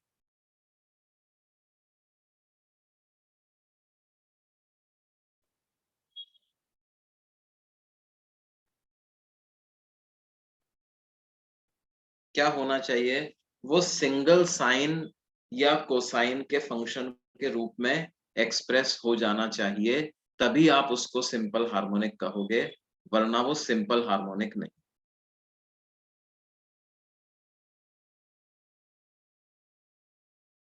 क्या ये बात समझ में आती है बच्चों? सर मतलब बीच में ये प्लस माइनस नहीं होना चाहिए, प्रोडक्ट के फॉर्म में होना चाहिए। बेटे आवाज नहीं आ रही तुम्हारी। सर हाँ। मतलब कि ये जो ये साइन एंड कॉस ये सब प्रोडक्ट के फॉर्म में होना चाहिए। नहीं, प्रोडक्ट के फॉर्म में भी नहीं होना चाहिए। प्रोडक्ट के फॉर्म में भी अगर है तो क्या होना चाहिए? सिर्फ सिंगल साइन ही होना चाहिए, उसके साथ कोई कांस्टेंट मल्टीप्लाई हो सकता है। मतलब कि देखो ऐसा चल जाएगा, x is equal to 3 sine pi by 2 into t plus pi by 6 लिखा हुआ है, तो ये चल जाएगा, ये ठीक है ना? लेकिन ऐसा नहीं होना चाहिए कि इसके साथ कोई और साइन वाली टर्म भी मल्टीप्लाई हो गई, वो नहीं चलेगा, ओके सर। है ना? कोई कांस्टेंट मल्टीप्लाई हो गया चल जाएगा, टाइम के साथ कोई कांस्टेंट मल्टीप्लाई हो गया चल जाएगा, कोई कांस्टेंट ऐड हो गया चल जाएगा। This is SHM।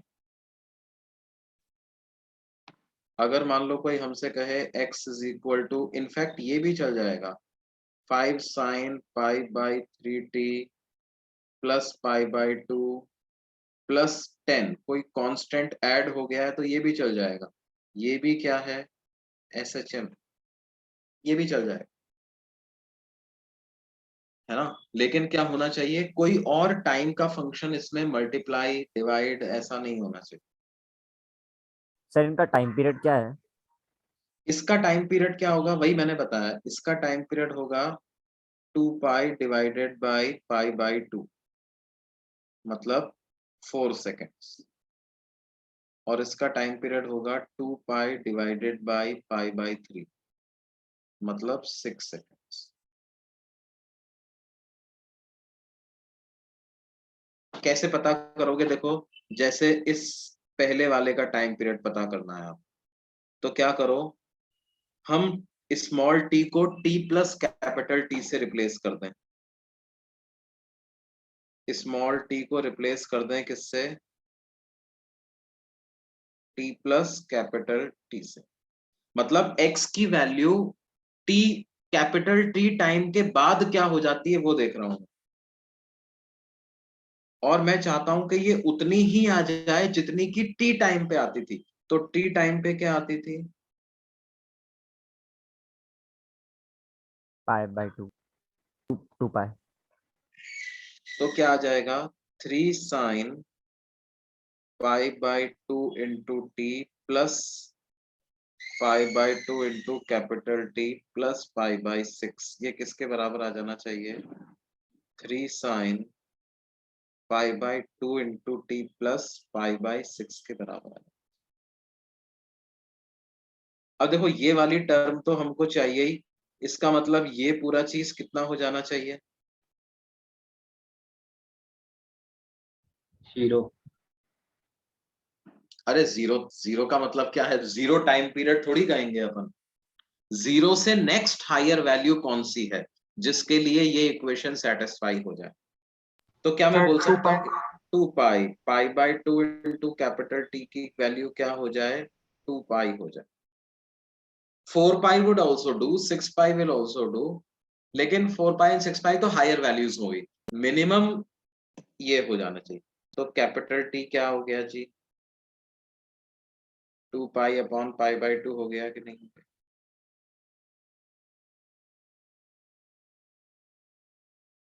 बोलिए जी, ये बात समझ में आती?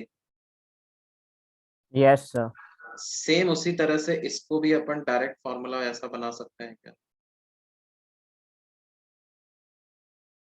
2 पाई को किससे डिवाइड कर देंगे? जो टाइम के साथ इधर मल्टीप्लाई होगा।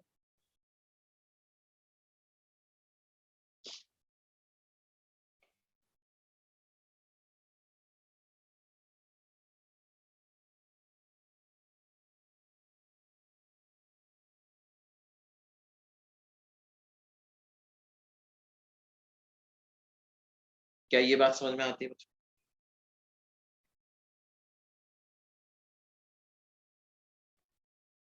Yes sir.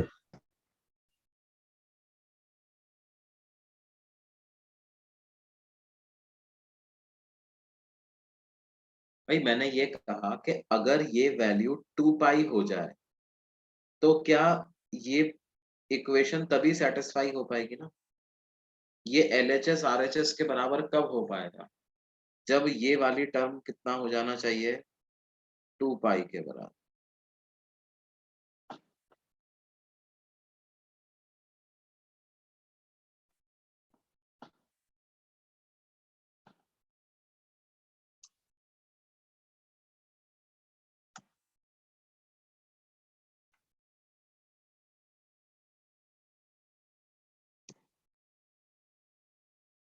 है ना? क्या ये बात समझ में आती है बच्चों?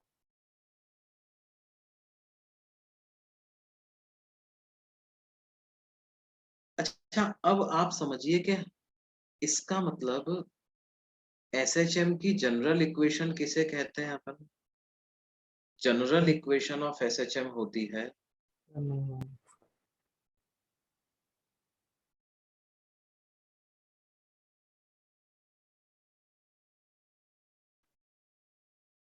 x equal to a sign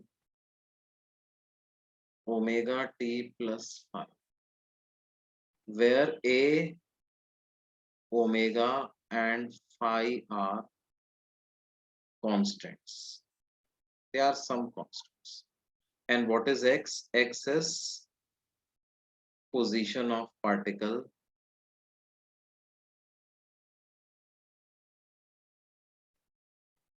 at time t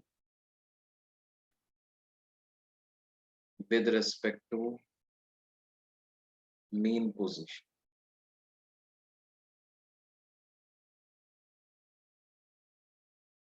position of particle at time t with respect to mean होगी। तो इस इक्वेशन में क्या है, हम ये बोल सकते हैं टाइम पीरियड कितना आ जाएगा बच्चों, 2 पाई बाय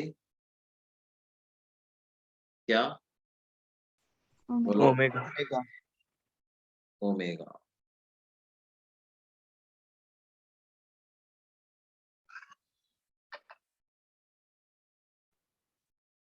है ना। बाकी वेरिएबल्स का क्या सिग्निफिकेंस है, ए का क्या सिग्निफिकेंस है। अच्छा आप मुझे एक बात बताओ कि किसी भी साइन फंक्शन की मैक्सिमम वैल्यू क्या हो सकती है, 1 1. +1 1, और मिनिमम वैल्यू -1. -1 -1। चाहे मैं इस एक्सप्रेशन में टाइम की कुछ भी वैल्यू पुट करता जाऊं, ये जो साइन लिखा हुआ है उसकी वैल्यू मैक्सिमम 1 और मिनिमम -1 आ सकती है ना। Yes sir. यस इसका सर मतलब x की मैक्सिमम वैल्यू क्या हो सकती है, ए और माइनस ए। बिल्कुल सही, x की मैक्सिमम वैल्यू हो सकती है a, x की मिनिमम वैल्यू क्या हो सकती है माइनस। मतलब कि SHM में क्या होगा, एक तो पार्टिकल इतने टाइम के बाद अपना मोशन रिपीट करेगा, दूसरा क्या है, एक पोजीशन एग्जिस्ट करेगी जिसको क्या कहेंगे, मीन पोजीशन, है ना। और उस पोजीशन से दोनों तरफ पार्टिकल बराबर बराबर दूरी तक मैक्सिमम जाएगा, प्लस ए राइट में और ए लेफ्ट। क्या ये बात समझ में आती है।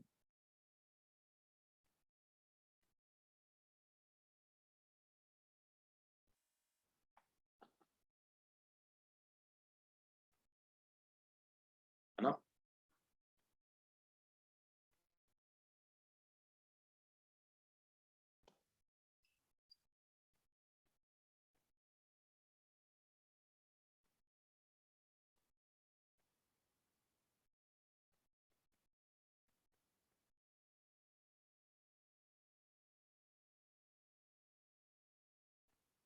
कंटिन्यूअस जाता रहेगा इनफाइनाइट टाइम तक, कभी रुकेगा ही नहीं।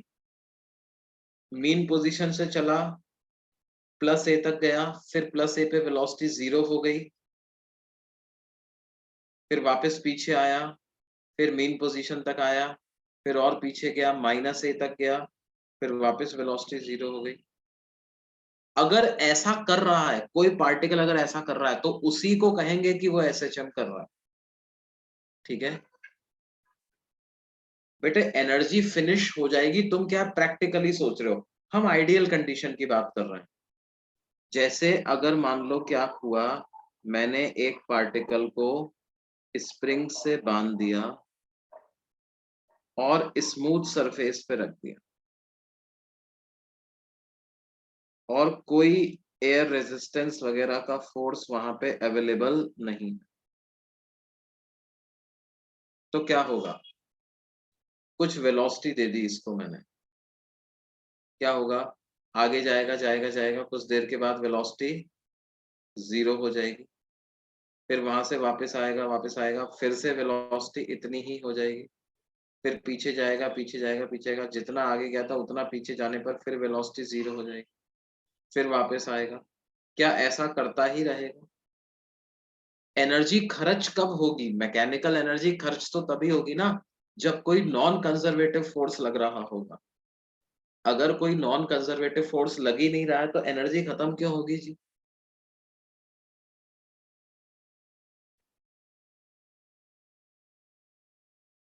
ये बात समझ में आती है। लगातार पार्टिकल जो है वो आगे पीछे आगे पीछे आगे पीछे जाता रहेगा, और ऐसे आगे पीछे जाने वाले तो कई सिस्टम होंगे, कई होंगे, सब SHM नहीं है। SHM वही है जिसमें ऐसी इक्वेशन आ जाए, ये इक्वेशन आ जाए जी।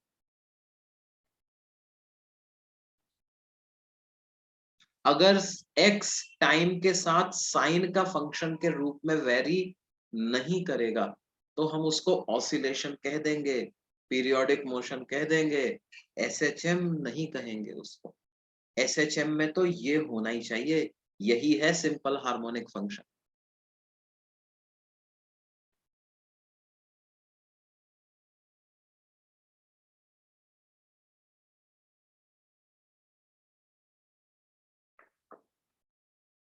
ठीक है, अच्छा तो इस इक्वेशन में आपको A का मतलब समझ में आ गया, ओमेगा का मतलब समझ में आ गया।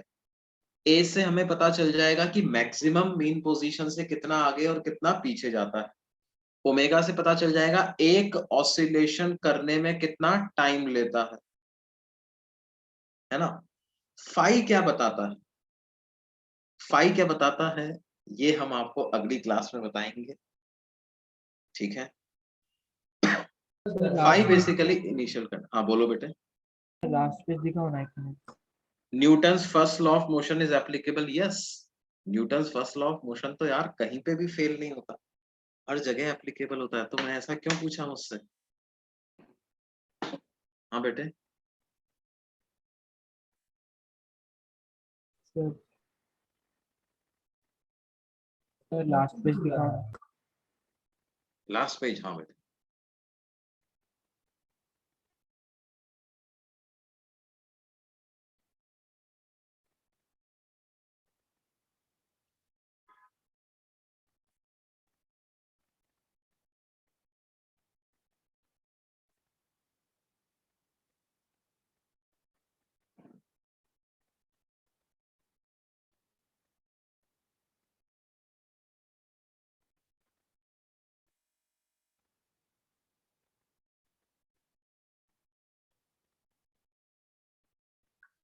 अच्छा मैं तुम्हारा डाउट समझ गया, तुम क्या बोलना चाह रहे हो कि सर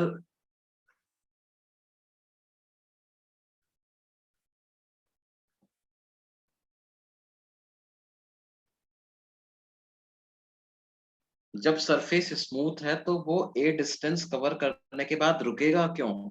स्प्रिंग तो फोर्स लगा रही है ना बेटे पीछे उस पे, particle natural length of the spring पे है, हमने उसको आगे वेलोसिटी दे दी, वो आगे जाएगा तो स्प्रिंग उस पर पीछे फोर्स लगाएगी ना, तो रिटार्डेशन होगा उसका। और अगर एनर्जी के टर्म्स में पूछना चाह रहे हो तो क्या होगा, जो उसको हमने काइनेटिक एनर्जी प्रोवाइड करी है वो आगे जाते जाते इस स्प्रिंग के पोटेंशियल एनर्जी में कन्वर्ट होती चली जाएगी।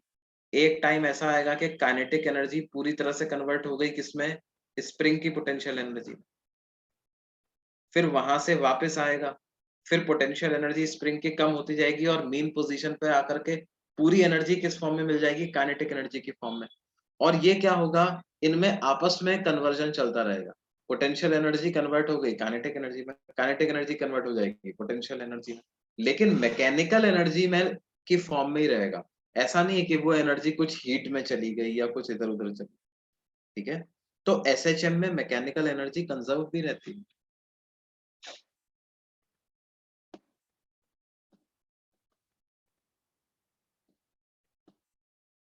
ठीक है बच्चों, तो बाकी जो है वो अगली क्लास में हम लोग कंटिन्यू करेंगे।